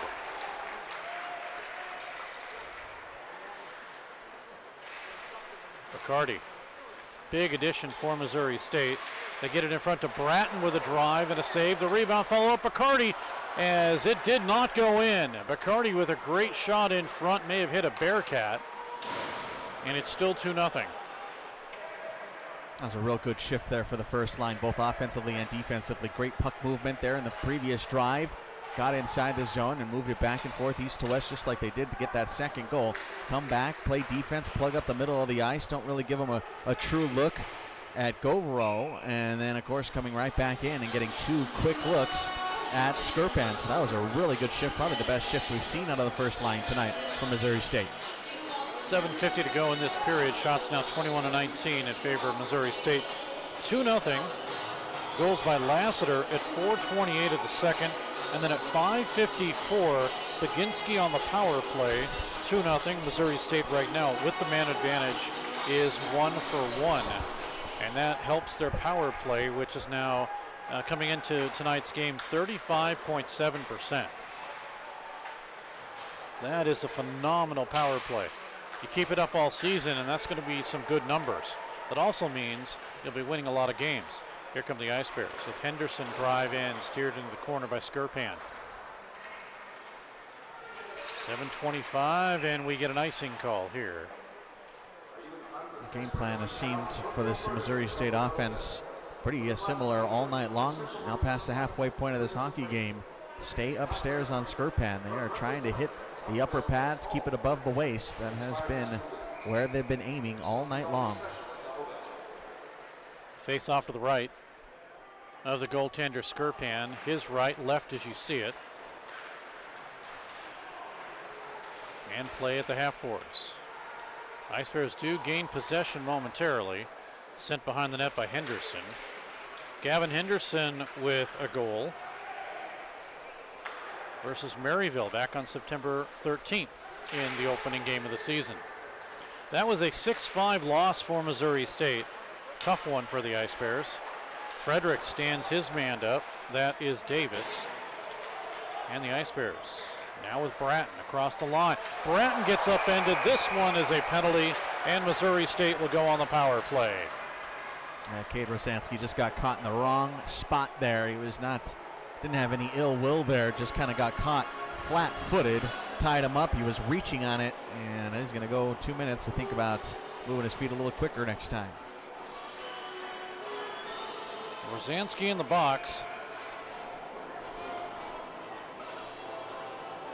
2 minutes, or excuse me, 2 penalties, 4 minutes for the Bearcats. 2 penalties and 15 minutes for Missouri State.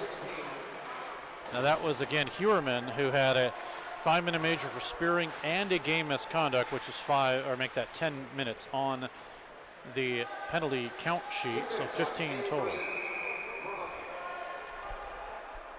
Our normal public address announcer, Kevin Thurrow, is not here tonight.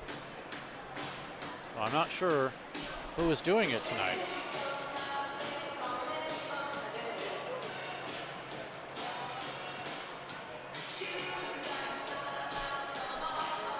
.627 remains in the period. 1:40 to go on the power play, and the Ice Bears have a 2-0 lead.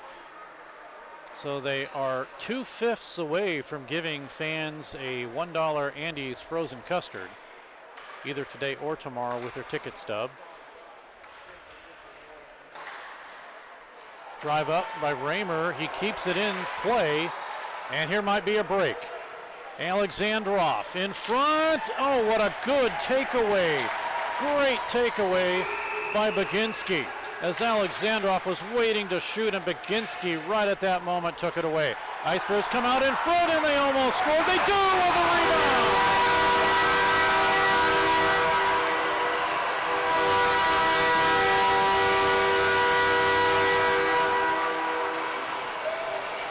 It is a power play goal, and it's Evan Ross to get the putback. And every time we talk to a player during intermission, it doesn't matter. They end up scoring. This time, Evan Ross will get the goal. And again, his first goal of the season to go with 1 assist. Well, it all started on the defensive end. A quick little break there from Matthias Alexandrov. Man, he's got to feel slighted here tonight. That's 3 golden chances Alexandrov has had. This time he has it picked on the back end. It turns into an on-man rush the other way. Skirpan got slipped out in the blue paint, and he was scrambling there, trying to swim back across to the near side post, and there was no way he was going to get to that loose puck. There was nobody home to help him out either, and just a breakdown defensively for the Bearcats, and it's all Missouri State now, 3-0. Cagle, he'll have possession of it to the near side to Joe Bacardi. We will have to check. They are giving it to Baginski. I thought it was Evan Ross as well. I thought it was Ross too. Duke Bacardi and Tommy Raymer getting the assists. Oh, that's the previous goal. That's exactly what that was. Okay. So I was wondering here. So they haven't updated the scoring yet. Yeah, it's coming in. So it's Evan Ross, we know. We'll wait for the assists. 27-20 of the shots in favor of Missouri State now. But a 3-0 lead once again. A bouncer that comes in and just tipped over Skirpan. Behind the net, waiting in front for the Ice Bears once again is Baginski. Left point, drive in. The Bearcat is down in front. And we get a whistle as Tarcisius Tibish Kohijig is down in front, but this is a whistle for something else. Looks like Duke Bacardi, by the way, gets the assist on that, his second of the year. And this, of course, second of the game. Yes, second of the game for Bacardi, as you mentioned, a power play goal, Evan Ross. So that is the Ice Bears going 2 for 2 with the power play tonight. And both of them 4 shots in, they get that added insurance. So second consecutive assist for Duke Bacardi. There's a quick rip there from Blake Harper. Hasn't had an offensive look yet tonight. And Blake last season had himself a pretty good season for Missouri State, again coming up from the Division III team. He was the Division III leader in time on ice in 22-23. And for those who do not know, Division III is a huge division. Lots of teams there, 200 plus, and he led in time on ice on all of those teams. He was out there a lot for head coach Cody Blevins. Harper's pass connects with Gavin Henderson. It's dropped down in. Worked behind with 3:25 and a 3-0 lead for Missouri State. Puck up high. Here's Anderson. He shoots a bouncer and it's kicked into the corner off the stick of Rosansky. Well, skate actually, then his stick into the corner. And now come the Bearcats. They bring it across the line and both Bearcats run into each other. Harris ran into Alexandrov and the Ice Bears come the other way. 3 minutes go in this period. So the Ice Bears slowing things down just a little bit, although they are putting sustained pressure here on the Bearcats, making them force the errors here. 2:35 to go. Ice Bears change one on the back end. That is Brian Wood. Puck comes all the way down, and we get an icing call. 3-0. Lassiter, Baginski, and Ross here in the second period. Last two on the power play.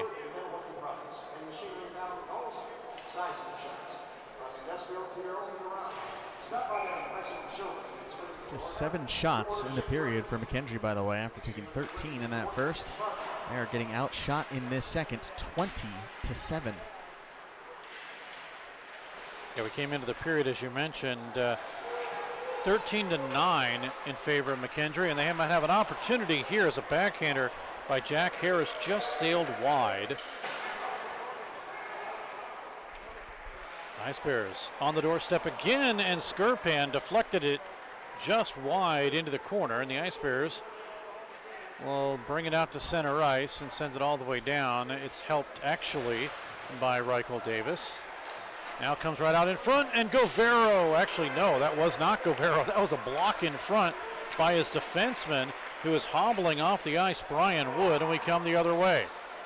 No shot on goal there, but it was a good attempt by the Bearcats. And I think that got Ross right in the right knee. Harper now back on the ice for Missouri State. 1:26 to go in the period. We're going to get a penalty. It's probably an interference call. A hook, actually. So Harper will go for hooking.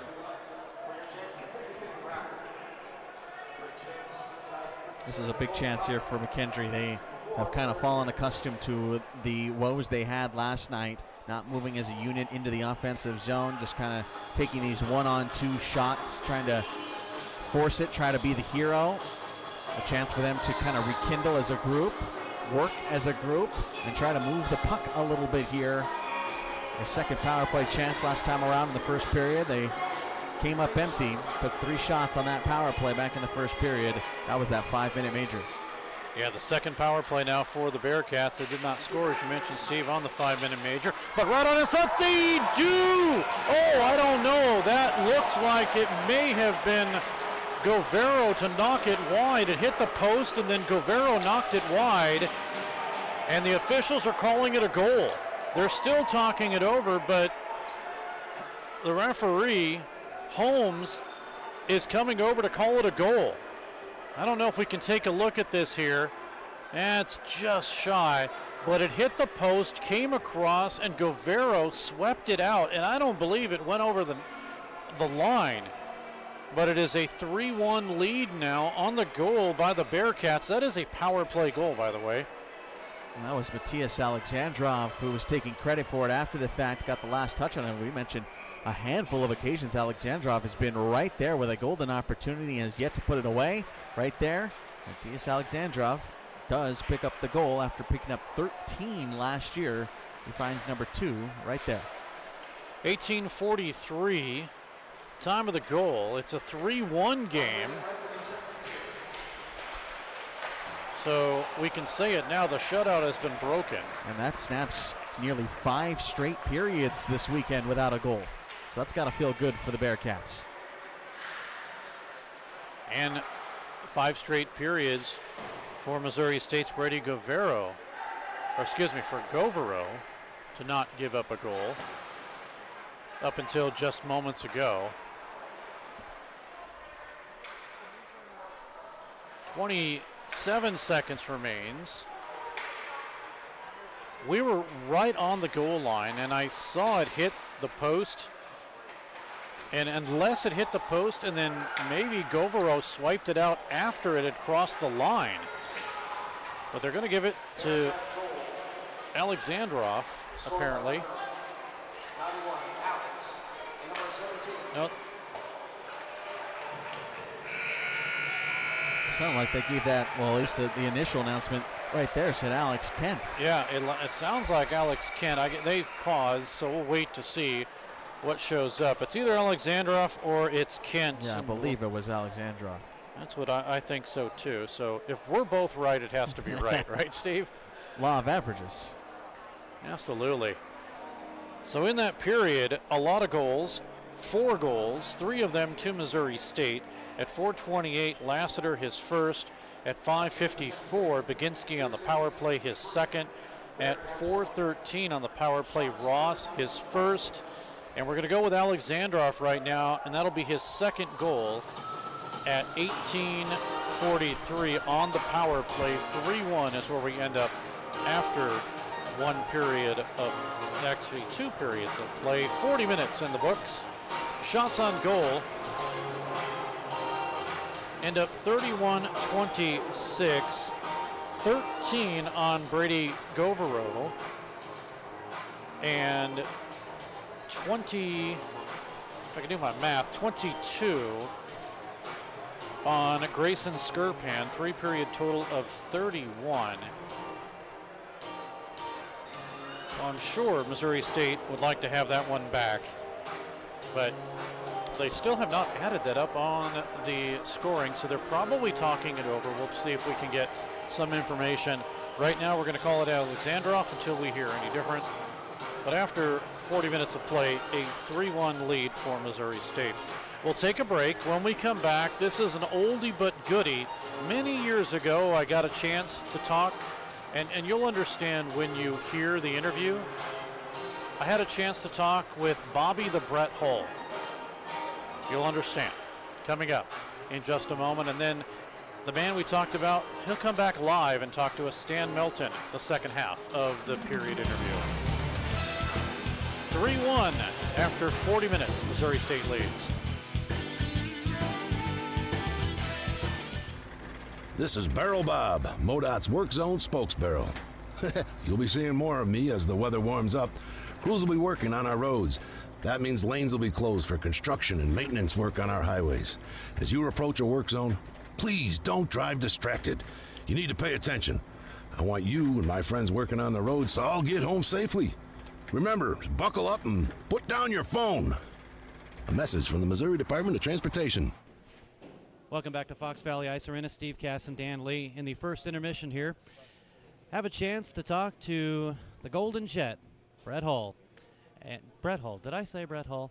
Bobby Hull, Brett Hull's dad. That's right, it's Bobby Hull. You know, that's a Freudian slip. Oh yeah, well, you know, I'm used to making Freudian slips, so that's okay. Well, you know, the hockey world has missed seeing you play, but you're still out in the hockey world right now. I'll always be involved with hockey one way or another.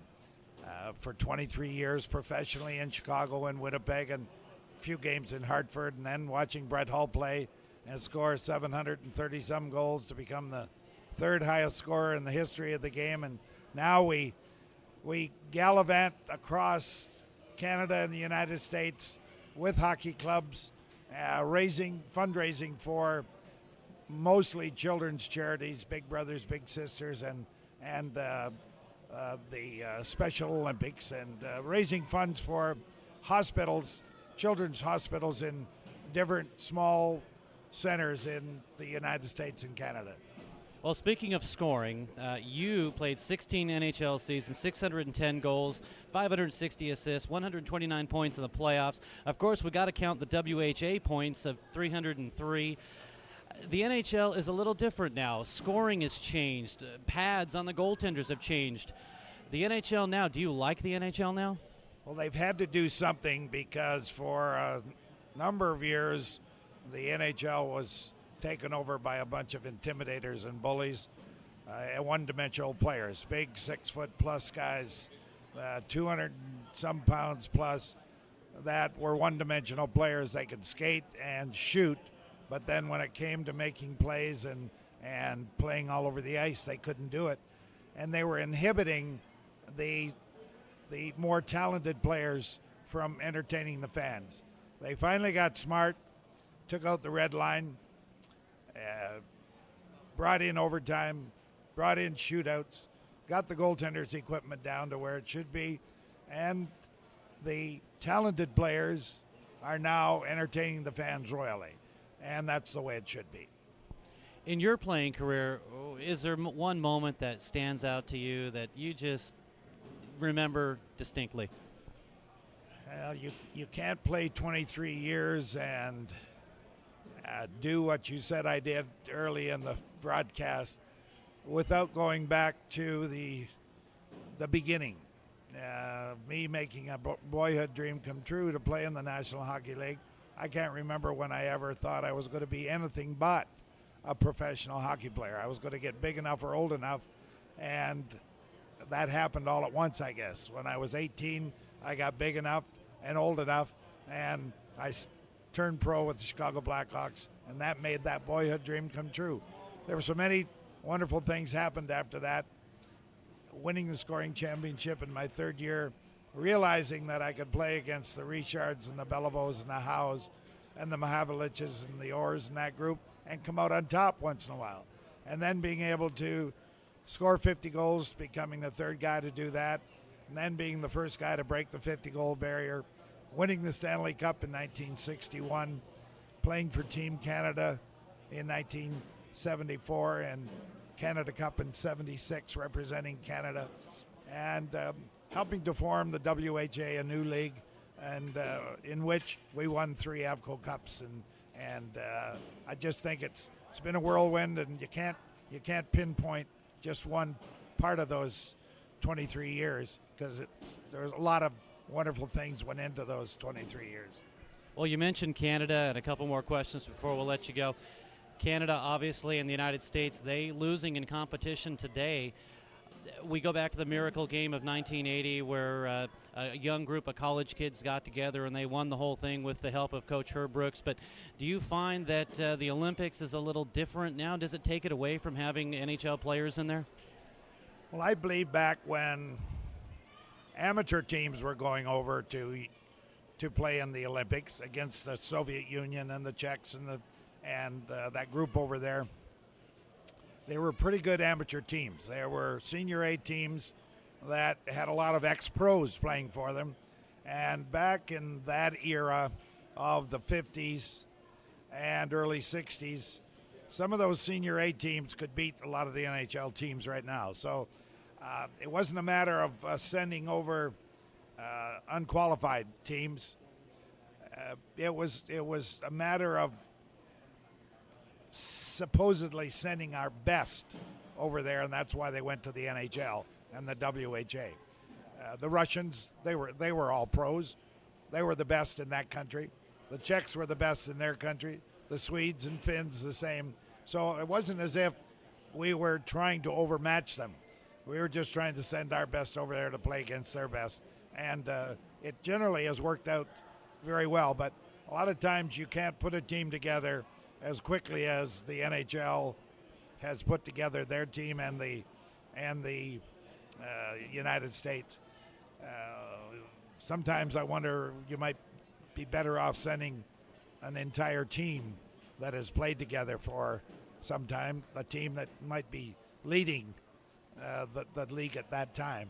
So you feel for the guys getting beat, but it's bound to happen. Talking with Bobby Hull, the Golden Jet, here on websportsradio.com between the first and second periods. We'll get back to that in just a moment. One final question here, and then we'll let you go. We'll get back to hockey here. You talked about the WHA. I know that you're trying to start that up again. Tell us a little bit about that, and where can folks see some games? We have, during the lockout last year, we tried to get a few groups together to form another WHA as we did in 1972. First of all, we didn't have the right people trying to organize it. And next of all, we couldn't get enough people with enough deep pockets and enough buildings to get it done in that short a time. We have since formed some junior A teams in Florida and on the East Coast, and we felt that we were going to begin that way because there was an opportunity to put some teams in those areas that the groups were ready to sponsor, and we'll go from there. Our thoughts in forming another professional league, they aren't only but dormant a little bit now, and we're still going to be thinking about that in the future. Well, Bobby, thank you so much. I know that a lot of hockey players in their hockey career go through some speed bumps, and I am no stranger to that, and I do appreciate your time. Thank you so much. My pleasure, Guy. Anytime I can help you out, just come calling. All right, Bobby Hull, special guest here on websportsradio.com. We'll be back for the second period in a moment. Pearson Kelly Office Products presents Great Moments in Office Technology. When Julie gets bored at work, she writes funny captions to pictures of animals she found online. Then she realized she could send all of her pictures in one gigantic message to her coworkers. At that moment, Julie created junk email. Now, employees can enjoy their days watching auto-tuned sneezing pandas.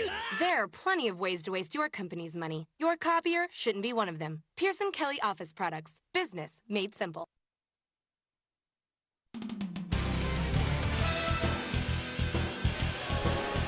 We're back at Brightspeed Ice Park. Steve Casson, along with Steve Granado, Scott Lutzke, and Amari Johnson. There's Scott, keeping us on the air. Have the pleasure of the man who, without him and Stan Milton, there would be no hockey, there would be no ice park, there would be no Missouri State. Stan, glad to have you. Thank you very much, Steve. And I'm telling you, following hockey royalty like Bobby Hull, oh boy, I remember well on that trip when you did that interview. Man. Boy, did that guy sound like a youngin'. He did. Yeah, that interviewer, yeah, he was young then. Yeah, I don't mean Bobby, well, okay. but yeah, he definitely, I'll tell you what, when I listen to some of those tapes, and part of me wants to go through what they do now is they have the ability to electronically enhance them, and I really want to electronically enhance my voice because I'll tell you what, it sounded so green back then, but It is crazy now, but hey, we had some great fun on the road trip, Steve. We did. In case fans don't know, Stan Melton was my radio color guy for many years, and on Web Sports Radio on TV. And we've done so many fun things and gone to so many things. We got to see Missouri State as a Division II team finally make it to nationals. That's exactly right. Yes, and sir. Boy, was that an exciting game, too. Oh, my gosh. Yes, sir. Down by a goal with less than a minute left, and the puck is in, actually a minute and 23 seconds left. The puck is on the other end of the ice. It comes down, they get it out of play, face off at center ice. It comes down into the zone. It's offside. They have to face off outside the zone. And then they get a draw again, and they bring it in the zone. And then it was the Ryan brothers. Mr. Blake Ryan got the tying. Got the tying goal with about 24 seconds left. And then we go into overtime. And about a minute or two later on the rush down the opposite side, of course they changed sides, so the winning side for us is all the way on the other side, and we're down on the ice behind the net, so the farthest net to us is the game winner, and it was Jack Ryan with a shot up over the left side shoulder. Hero. And the overtime winner. And we've done things where we've seen Dan Odenwall. I think, Stan, you were part of that. He got flown in. Actually, it was during that interview that I did with Bobby Hull at the Geneva Ice Arena. You had to fly in, not yourself, but get a flight. Get him at the airport and get him to the rink as fast as we could. Absolutely. A lot of fun stuff. But, Stan, one of the things and the reason I wanted to have you on is, again, if it wasn't for you, there would be no Missouri State hockey. There would be no ice rink here. There would be no dedication to hockey here. And you will be going into the Missouri Sports Hall of Fame on October 1st. Now, the Springfield area one. Springfield area, yeah. And I tell you, I'm still blown away by that, Steve. I always think I get way more credit than I deserve, but it's just quite an honor, and it's going to be quite an evening. Next Tuesday, October the 1st, is the induction dinner. It might as well be the Missouri Hall of Fame, Sports Hall of Fame. I mean, why not? You've done so much, again, for this team. And in the next minute and 42 that we have, can you sum up what you had to do to bring hockey here to Springfield? Well, basically, it was just I'd always wanted to see the sport come to Springfield. I'd been an addicted hockey fan, never played the sport, but I had understood that the park board was looking at potential of a facility, and the survey showed that was what was most requested that we didn't have. I was real close friends with Dan Kinney, and I told him, you get a chance, let me help, do what I can, and we started a citizens committee to advocate for it. We went through the election and got a tax issue passed for it, and they did bond funding. Once the arena was assured and we were going to break ground, I knew the sport of collegiate hockey would work great in Springfield and wanted to start the Ice Bears, and knew that we had enough students from St. Louis area going to SMS at the time.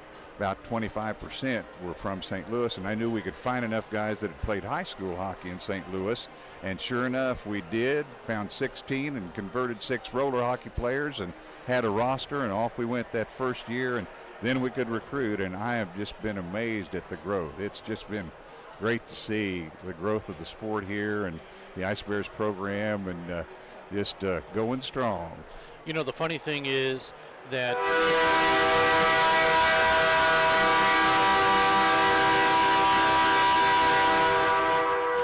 first rule at Brightspeed Ice Park, do not talk over the horn. That's right. But the funny thing is that it used to be, well, when we go D1, and now the team's D1 and the rest is history. Oh, it's been amazing. And to make national tournaments on a consistent basis, the growth of this program has just been outstanding, and the future's even brighter.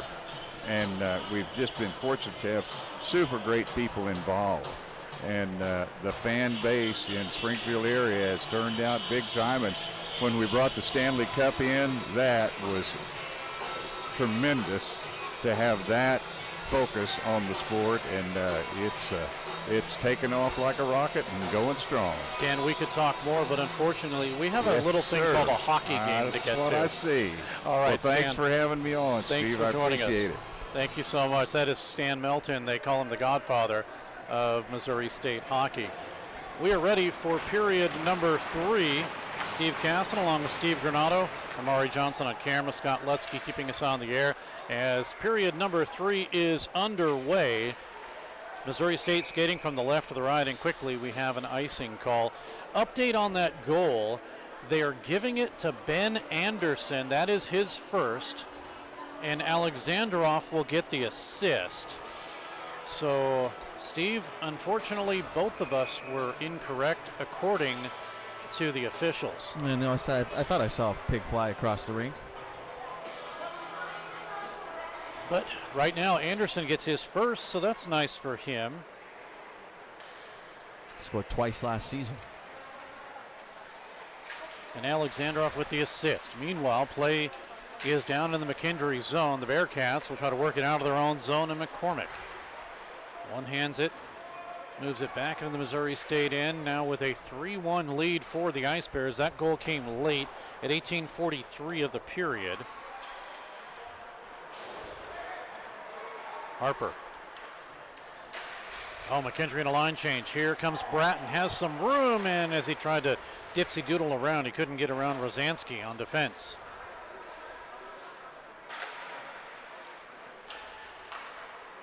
Puck flipped out to center, and the Ice Bears will get onside. No, they don't, as Bacardi sends it in just too soon, and Bratton still offside.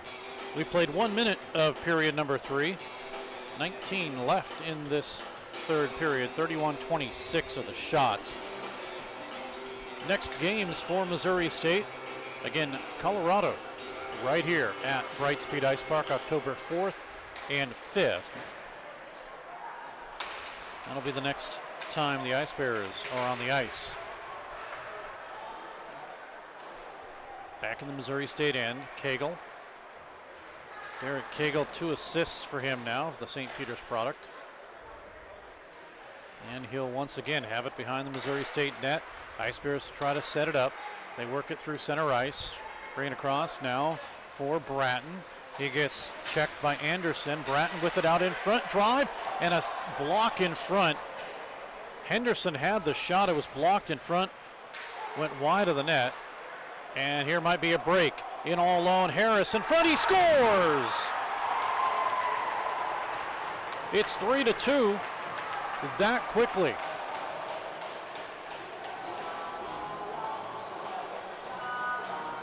Jack Harris will get goal number 5 this season.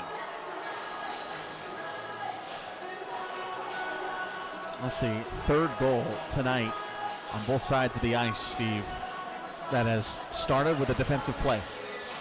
It starts defensively, turns the tides, it goes the other way. And you're right, those length of the ice passes have been connecting awfully well for each of the teams. And Harris with his 5th of the season.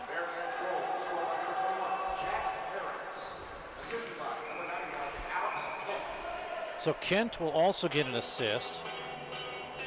And Jack Harris, like you mentioned, 5th goal. That leads this club by a wide margin. Nobody else has more than 1 on this McKendree team. And Harris, 12 goals last season. Just the 4th game this year, rather 5th game this year for McKendree. And he's already up to 5 goals. Yeah, 6 points in 4 games. And as you mentioned, Reichel Davis is the next closest with 1 goal. Brady Nance has a goal. Alexandrov has 1. And Bennett Uchaz also has a goal for the McKendree Bearcats. And of course, you can add Ben Anderson to that list now, too. Absolutely. Tonight. Anderson tonight. I'll clarify saying coming into the game. There you go. 17:35 remaining in a 3-2 contest now for Missouri State, who led as much as 3-0. Jack Dapron working it.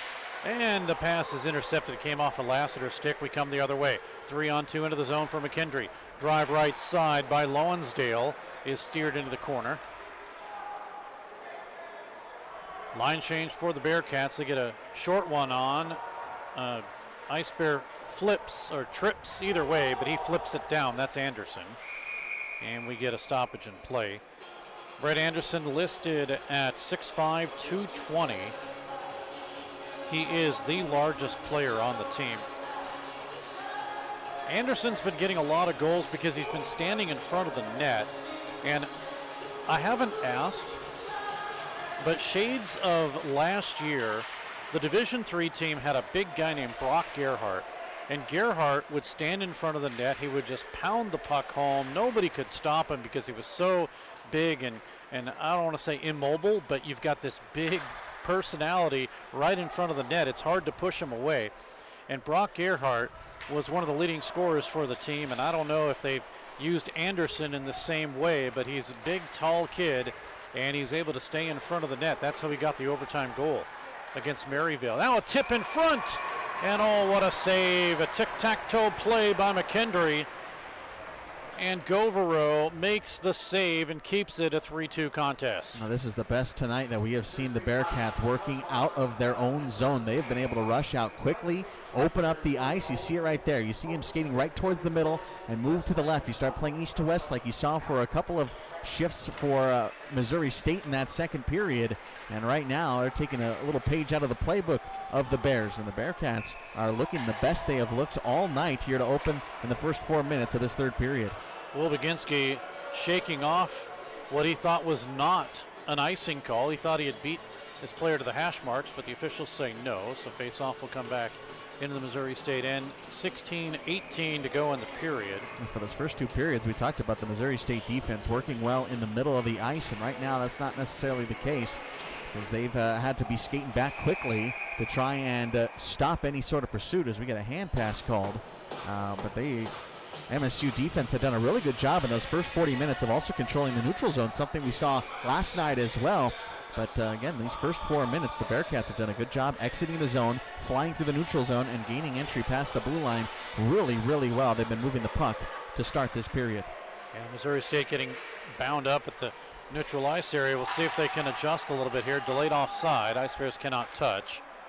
So the Bearcats will have possession. Van Anderson's there. Anderson's pass deflected away. Ice Bears have it. They bring it across the line. 3-on-3. Baginski trailer back to Baginski. He shoots and he just missed wide. The give and go pass was with Duke Bacardi and he missed it wide. Granted, he was running out of a little bit of real estate, but the goaltender Skirpan was not back into the net and just missing it wide past the back end of the post. 15:32 to go in the period. That was the first time McKendree here in this third period. Mentioned again, moving through the neutral zone well. They kind of got hung out at the red line with feet flat, and that's what turned into that turnover and a quick rush the other way. Now Sawyer Lonsdale. See how much space he has to work with? Now he finds Alex Kent to his right. There's just a lot of open ice at center ice right now. Yeah, Ice Bears attacking on the strong side. We'll see if that opens up a little bit for McKendree. 15 minutes remaining in the period. Booth almost stole the puck. Regathered now by Begich, and he looks for a backhander. Right side score! Isaac Fuller will get the goal. It's a 3-3 game. That's Fuller's first career goal here for the Bearcats. The pass from Begich, and again, it's that neutral zone play. Good job stopping the puck just beyond the blue line. They get entry into the zone quickly. And then Jacob Begich just waiting, and finds the open man to put it away. And Isaac Fuller finds his first career goal. That's a big one. We are back to square one, tied at 3. Third straight goal for McKendree. I wouldn't be too shocked. I mean, they're not going to use it right now, but if things keep going in this direction, MSU might end up using their timeout. Time of the goal will be 5:09. Fuller his first. Begich with the assist is what we know right now.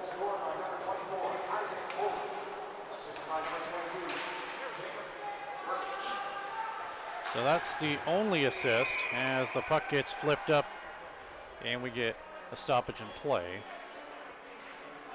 14:34 to go in this period, a 3-3 contest. That's 3 unanswered for the Bearcats. After Missouri State's Lassiter in the second period, that is, Baginski on the power play, then Ross on the power play. And then Anderson made it a 3-1 game. Now, of course, that is not the Ice Bears Anderson. That is Ben Anderson scored. And then Harris here in the third at 1:45, and then 5:09 Fuller. And we're tied up 3 apiece. Shots now almost even, 31-32 in favor of Missouri, 32-31 in favor of Missouri State. If you say it properly. Puck across the line now. McGowan backhanded saucer in. It's easy one for. Some barking is, hey man, we need some more pace. Again, that pace was so great in that second period. Something that the Bears really controlled well. And right now they've been back on their heels a lot in this third period. 13:40 to go in period number 3. A drive in, sails wide by Aramuspe. Potential icing here. One official says yes, one official says no. He wins out. So play continues. Far side to Jack Sumner. He'll drop it off and get it to Kent. Kent's pass broken up by Missouri State, and the Ice Bears try to break it out. And almost caught with too many men was McKendree, but they did not change right in front of the puck. Ice Bears chip at it as they bring it across with 13 minutes to go in the period in a 3-3 contest. Earlier, we almost had overtime as we had a video broadcast of Drury D3, and Cody Lorenko scored with less than a minute to go in the third period against St. Louis University to give Drury D3 the winner. That game could have went into OT. Here's Booth. Now over to Duke Bacardi. Off of his skate at the half boards. Bacardi steals as he tried to work it through. It's Tibish Kohijig to intercept and cleared out to center. Ice Bears regroup once again. Oh, this time they're offside as Baginski, anticipating the puck going in the zone, goes offside. 12-12 to go in the period. And we'll have a face-off. That'll be just outside the zone. This is going to get lost in the shuffle, but I really like that decision by Landon Booth to slam on the brakes and instead of trying to force it here up against the hash mark against the wall. Instead, he slams on the brake and spins back out. He ultimately loses the puck. But again, that was what was working so well for Missouri State both last night and earlier tonight, is being able to play around with the puck, stay in the zone, and get McKendree back on their heels, which again has been turned on their heads, and it's been Missouri State with their heels back. Baginski behind the net, pushes the puck off the net, stolen by Bacardi. I like this line as the shot comes in and a save of Ross, Bacardi, and Baginski. This line has been working things well for Missouri State as we get an offside here. 11:42 to go in the period. Shots still 33-31 in favor of Missouri State. Steve, I know that you're on the left side. I'm on the right side in our broadcast booth, and to the right of me is nothing but cookies and pizza and all sorts of food, because we are up in the Bears, they call it the Bears Den, or the upper deck area where they have parties for games. And they were nice enough, number one, to carve some room out for us, but number two, there's always food here. Oh, man, that's going to be a long season then, isn't it? It absolutely is. I'm not complaining, though. This is not a complaint. Henderson, that is, will bring it around the net. Battle for it there. Henderson, he'll grab it far side. Held in by Ross. That is not Ross. That's Harper, 21, not 71. Should have known that. Ross is not a defenseman. Here's Harper. Gets it through. Looking out in front. Bratton with a shot, and it just missed. Ice Bears with some pressure on, and 11 minutes to go in a 3-3 hockey game here in the third. Ice Bears come in at 2-1. McKendree 1-3 this season. Missouri State in the preseason ranked number 21. That is the final rankings after last season. And McKendree ranked number 28 as we get a stoppage in play here by Skirpan. Well, how about the play there by Blake Harper to get entry into that left-hand slot and find Bratton on the opposite wing. That was some nifty stick handling, probably the best stick handling we've seen here tonight. He burned 3 defensemen en route to the net, and it gave that line a little bit of a jolt that time around. We'll see if they can build off of that momentum. 10:44 remains in period number 3.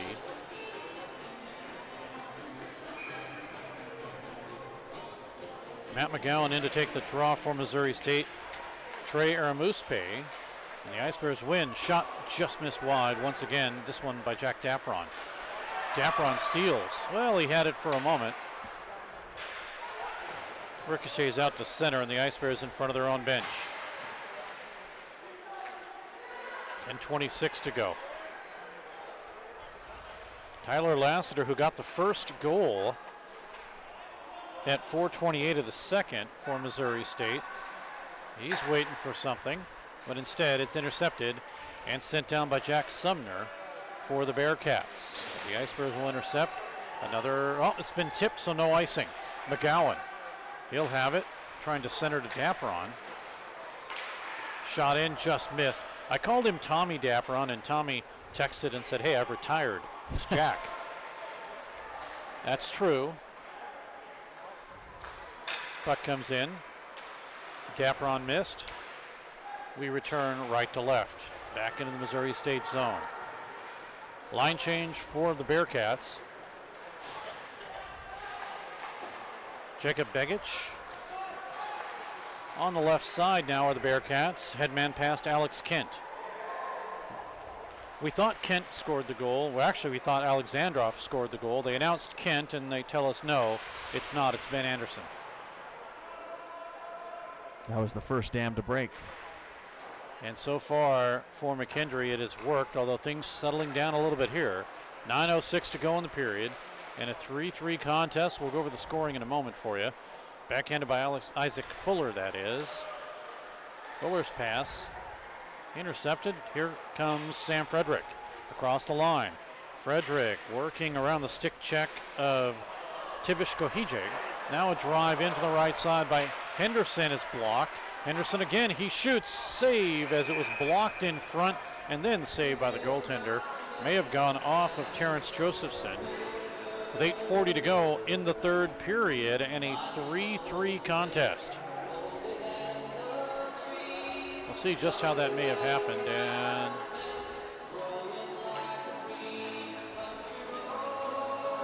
the tail end of the play, we didn't catch it.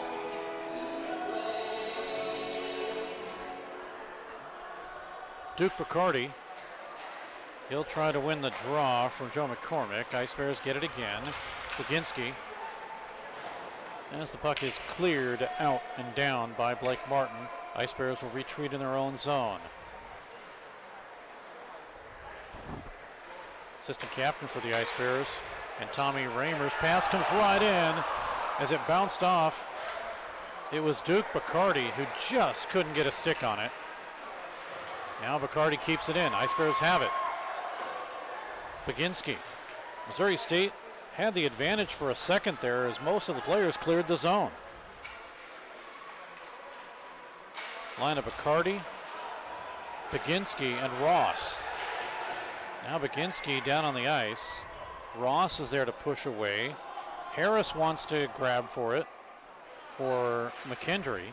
And finally it's McCormick to bring it around to the far side. Although Baginski keeps it on the near side. I thought it was going around to the far. Now it's there. Shot comes in missing wide by Harper. Now is like 21. Jack Harris is able to clear, but the Ice Bears have it again. Trying to catch McKendree on a line change.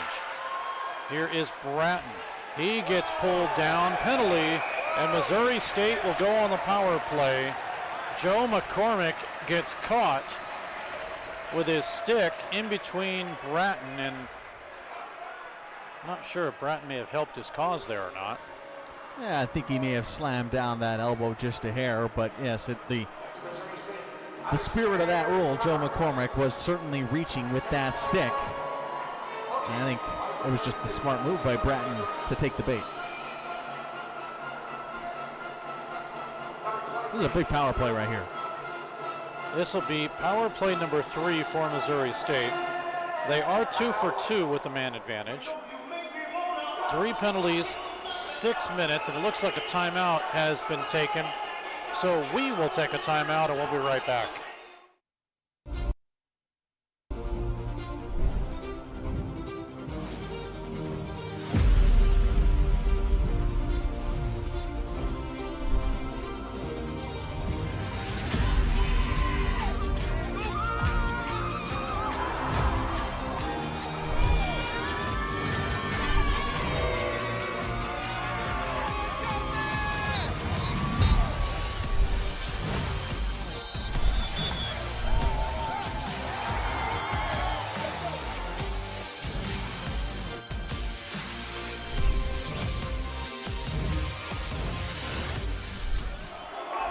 back at Brightspeed Ice Park. Fresh 2 minutes on the clock for Trey Aramuspe. And the Ice Bears on the power play. As he upended Bacardi. Now Bacardi with it. Works it to Ross. Right side. Raymer. Bacardi has some room. Looking for it. The centering pass broken up by Anderson. And the initial shot afterwards is gloved by Skirpan. 1:39 to go in the power play.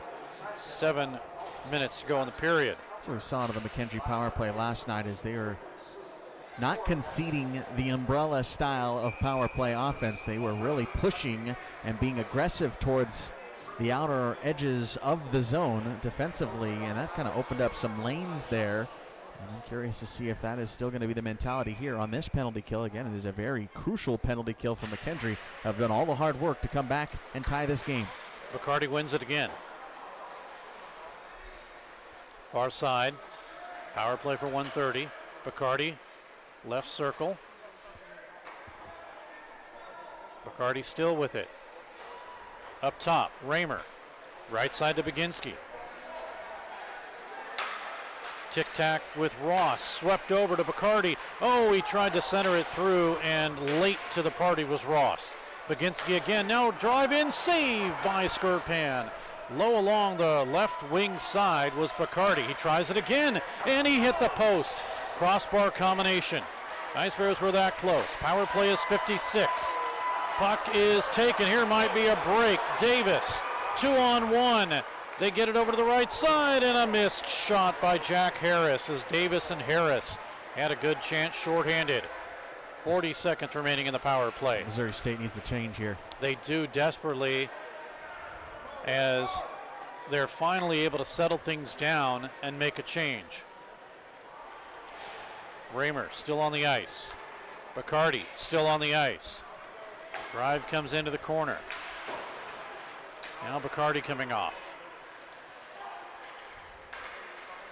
16 seconds remaining in the power play. 5:37 to go in the period. Here is Harper sending it through. Broken up, taken away, and cleared down with 7 to go in the power play. So Missouri State now 2 for 3 with the man advantage. It is over. We're tied at 3 still. 5:19 to go in the period. Shots 38-32 in favor of Missouri State. And what looked like a very easy 3-0 lead for Missouri State has dematerialized and become a 3-3 contest. Now coming on 5 minutes, and the Cadence Insurance 5-minute warning. Final 5, actually. Puck is shot in, and a save as Alexandrov gets the drive, and Govero is able to make the save.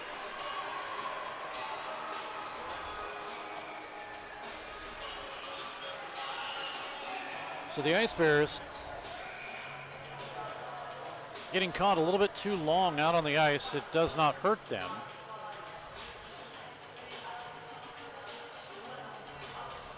Face off in the Missouri State zone. And Steve, you saw kind of a change for Missouri State. Maybe letting the pedal off a little bit on what they were doing earlier on in a 3-3 contest now. Remember, they took 22 shots in that second period, a season high. Puck flipped off, it hit the netting. Should stay in the zone as Tibish Kohijig was the one that flipped it out for the McKendree Bearcats. I think strangely enough that 3-0 lead, stay with me on this, may have helped out McKendree when they're down by 3. It's kind of like, well, you go for broke and you stretch pass a little bit, and that's what they started doing. Like I mentioned, they had worked out of their own zone very well to start this third period, and it led to a pair of goals because I think they were playing a little freely. It's like, well, we're already down by 3. Let's take a couple of chances, and a lot of those chances paid off. Now they feel confident that they can keep doing it. Bearcats in 3-on-3, working it around the far side. McCormick pushes it up top. Tibish Kohijig sends it all the way around. It hits a skate, stays in the line, and comes out. A delayed situation for the Bearcats. Ice Bears have possession. Well, they did for a second there. Now finally on the near side, it's Missouri State to bring it out. 3:54 remaining in the period. 3-3 contest. I said a while ago we'd go over the scoring. We'll do that. Next stoppage in play. Begic. His pass past Alexandrov, and we go back to Begic to set it up. Now to Tibish Kohije. Ice Bears with some pressure. 3:28 to go in the period.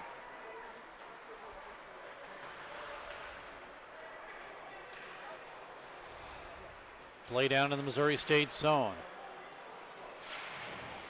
Coming down to 3 minutes to go in this period, in about 10 seconds. Here come the Ice Bears. Ross looking for some room. Baginski is there. Now Ross picks it up. Near side boards, drops it off to the point. Worked over to Baginski at the half boards.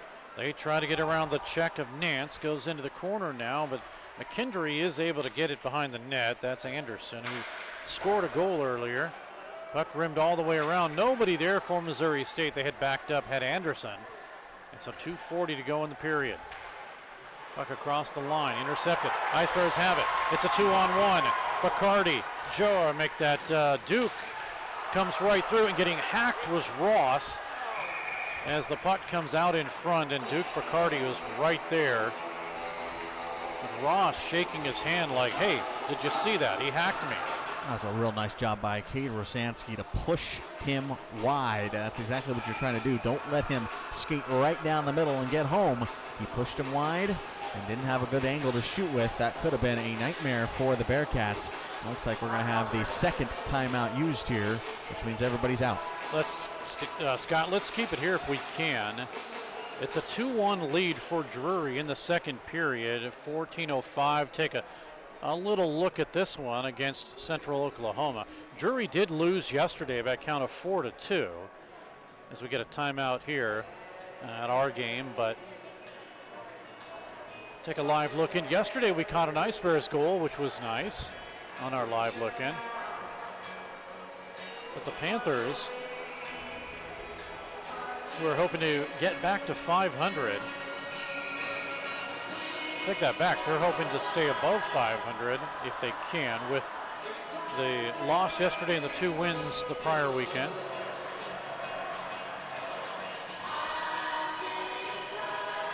So still in the second period for the Drury Panthers up at Central Oklahoma, who's gone through a lot of changes this season. We are back here at Brightspeed Ice Park. 2:25 remaining. Ice Bears win the draw. Blockered into the corner off the shot from Derek Cagle. Sent all the way around. And I know I said we'd go over the goal scoring at the next stoppage, but thought we'd take a live look, and we'll do it again, as we were going to get a stoppage here. We finally do with 2:05 to go. So recapping all of the scoring. Lassiter at 4:28 of the second. Baginski on the power play at 5:54 of the second. At 14:13, Ross on the power play. Anderson for McKendree on the power play at 18:46. That was a 3-1 game. And then Harris at 1:45. Fuller at 5:09. And that's where we stand with a 3-3 contest. Ice Bears and Jack Dapron kicked right through. Working it is Cameron Reel. In front to McGowan, and went behind him.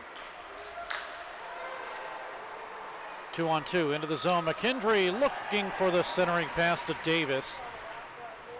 And it was right behind him with 1:40 remaining. And Joey Bacardi did not get a piece of that pass across, but him sprawling out across the passing lane made it that much tougher. Shot sails wide of the net. Now with 1:28 remaining in a 3-3 game. Missouri State has not scored since the midway point of this hockey game on the power play. That's been it. And that was Ross's goal. Yeah, they did all their damage in about an 8-minute stretch. Alexandrov looking behind the net. Into the corner now, getting down to 1 minute remaining in the period. 3-3 game.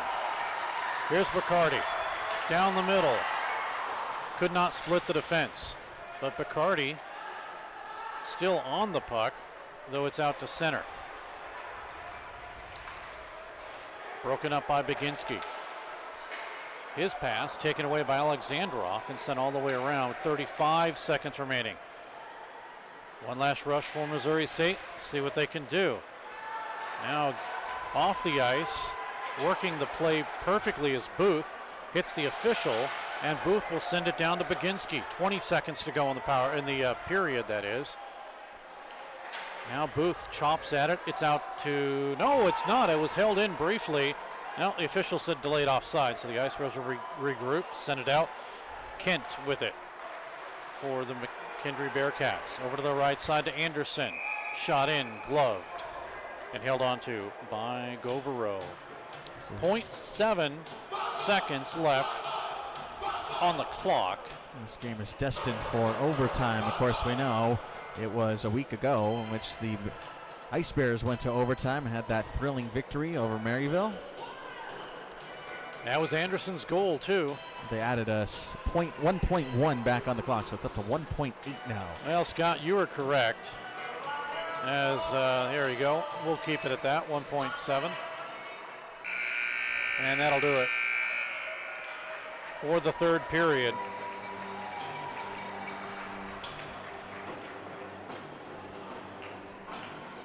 Eight shots on Govero, three-period total of 34. 11 shots on Skirpan, three-period total of 42. That's strange. You mentioned 8 shots there for McKendree, but honestly, that was probably the best period we've seen. I don't even think that's out on a limb at all. They were pushing the pace. They controlled the puck well. They controlled the neutral zone. They broke out of their own end very well and were able to push the envelope on a handful of occasions, especially in the first 8 minutes or so of that third period. They really took control of this contest and had the Ice Bears back on their heels. You got to give credit to Missouri State, Tom Winkler and company to kind of turn things back around and back in their favor, but this is a 50-50 game at this point. There have been sways in either direction throughout the entire 60 minutes, and as you'd have it, of course, the way these two teams have played here tonight, it makes sense that we are going to an overtime here in Springfield. This will be the long change as the goaltenders changed sides. Personally, I don't like that because that means the game-winning goal is on the other side of the ice from where we are. It used to be where they didn't change sides and the game winner was always on this side where we broadcast from. The camera is at center ice. Our broadcast booth is actually on the far right side of the ice, again where the balcony is.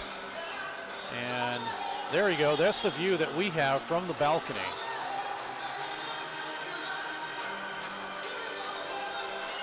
And whenever a goal is scored on that far side, a little bit more difficult to see than looking right down in front of us. So Missouri State, now interesting, they are not changing sides.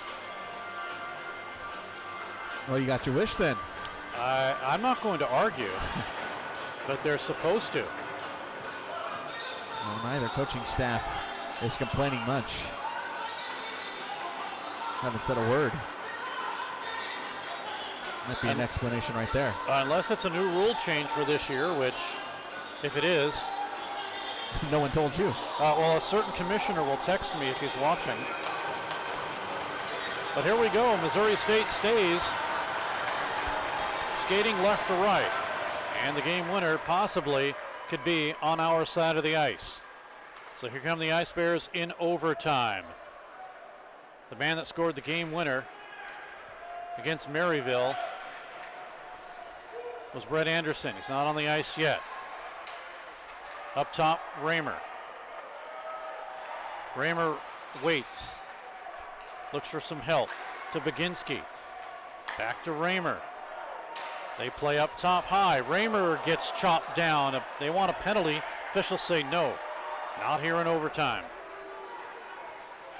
And Alexandrov with McCormick. Across the line, left side, McCormick up high. A drive that comes in by Tibish Kohijig, and it's held on to by the Ice Bears goaltender and Brady Govero. Of course, you mentioned that Brett Anderson overtime winner 1 week ago to the day on the road. Final score in that game, 4-3. That's going to be our final score tonight.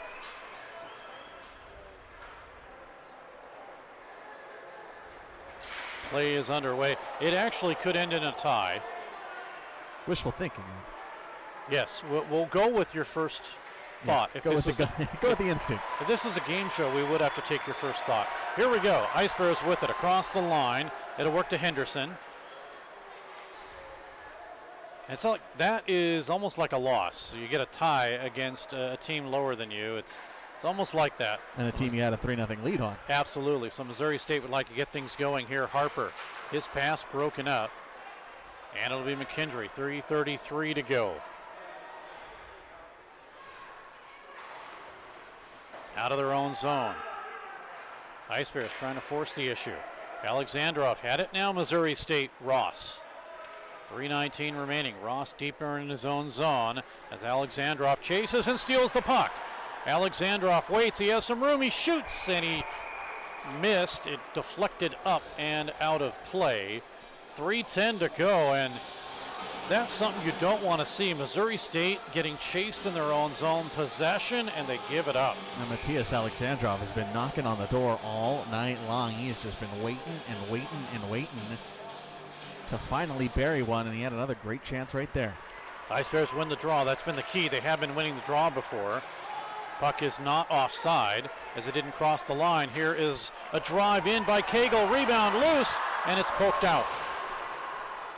That went up over the goaltender's skirt pan, and his defense had to clear. That was a real aggressive decision there by Derek Cagle. We whistle as the goaltender's helmet is off. Cagle came into that zone. He didn't have any help with him. He was going 1v3 into the offensive zone, so I think he may have felt comfortable enough to try and take a look there when he had two back beyond the blue line. But it doesn't give you much chance there for a follow-up when, again, you're going 1v3 and you're skating around the net. So there really wasn't much other than to try and bury it cleanly if you're Derek Cagle. 2:46 to go. Real quickly, Amari, I'm sorry you don't get your Andes tonight. Oh, I missed Amari there. Oh, there we go. There we go. Sorry, Amari. All good. Yeah, it's unfortunate. I wish it was a 4v4 overtime, right? Absolutely. Yeah, maybe whoever best of 5, something like that. 3-3 contest here. And as you said, Steve, very likely the winner would make it a 4-3 game. Here's Bacardi. He'll work it around the net. Well, it's not very likely. It is likely if the Ice Bears get the goal here. When make that 2:20 to go in the period. Dapron holds. He'll bring it. Well, he was about to bring it into the zone. The McKendree Bearcats will use that time to change. Here is Cagle. His pass to Bacardi across the line into the zone. Bacardi shoveling back. It is broken up, taken by the Bearcats. They have a 2-on-1. Across the line, looking for the potential shot to McCormick. He scores! It's a 4-3 game, but McKendree wins this. Joe McCormick gets his first goal with McKendree, and the Bearcats split this weekend series with Missouri State. And to come all the way back down from 3-0, taking a look back at that goal, Steve, you had just said right before the Bearcats got possession, they got a change right in the nick of time, exactly what they wanted. They wanted to get that first line back on. It was McCormick working up ahead. And that was Ryan Eckliff, I believe, that was on the ice as well.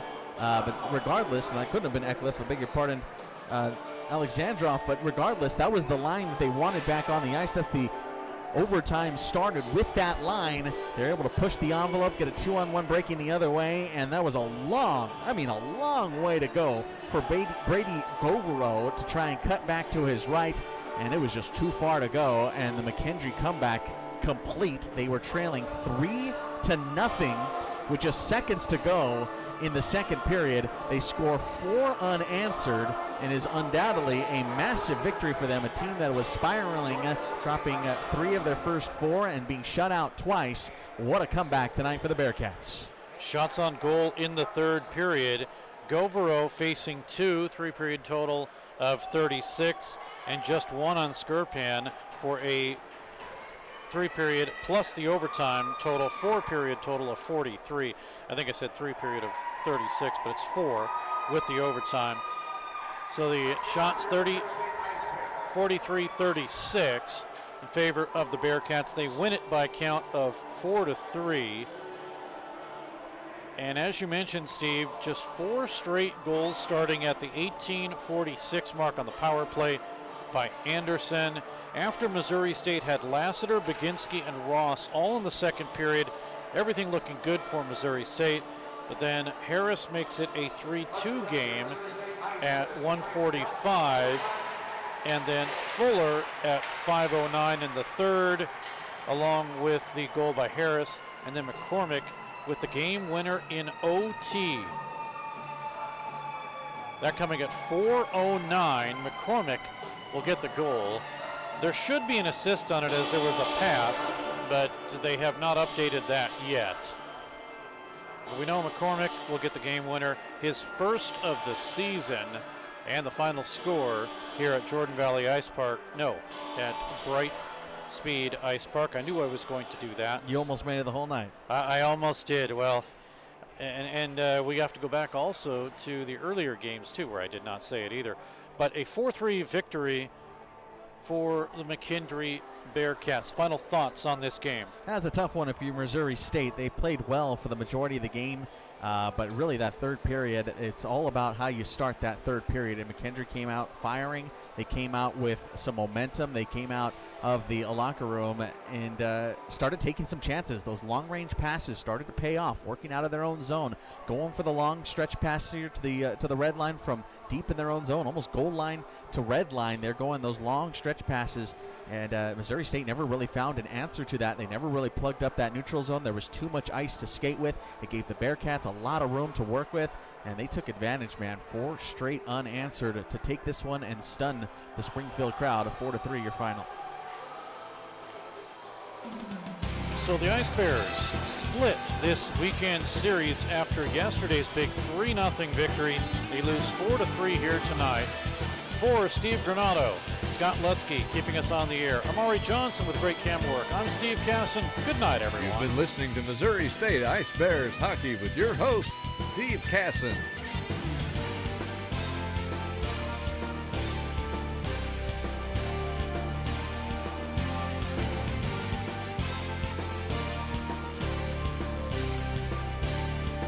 Thank you for tuning in to tonight's game.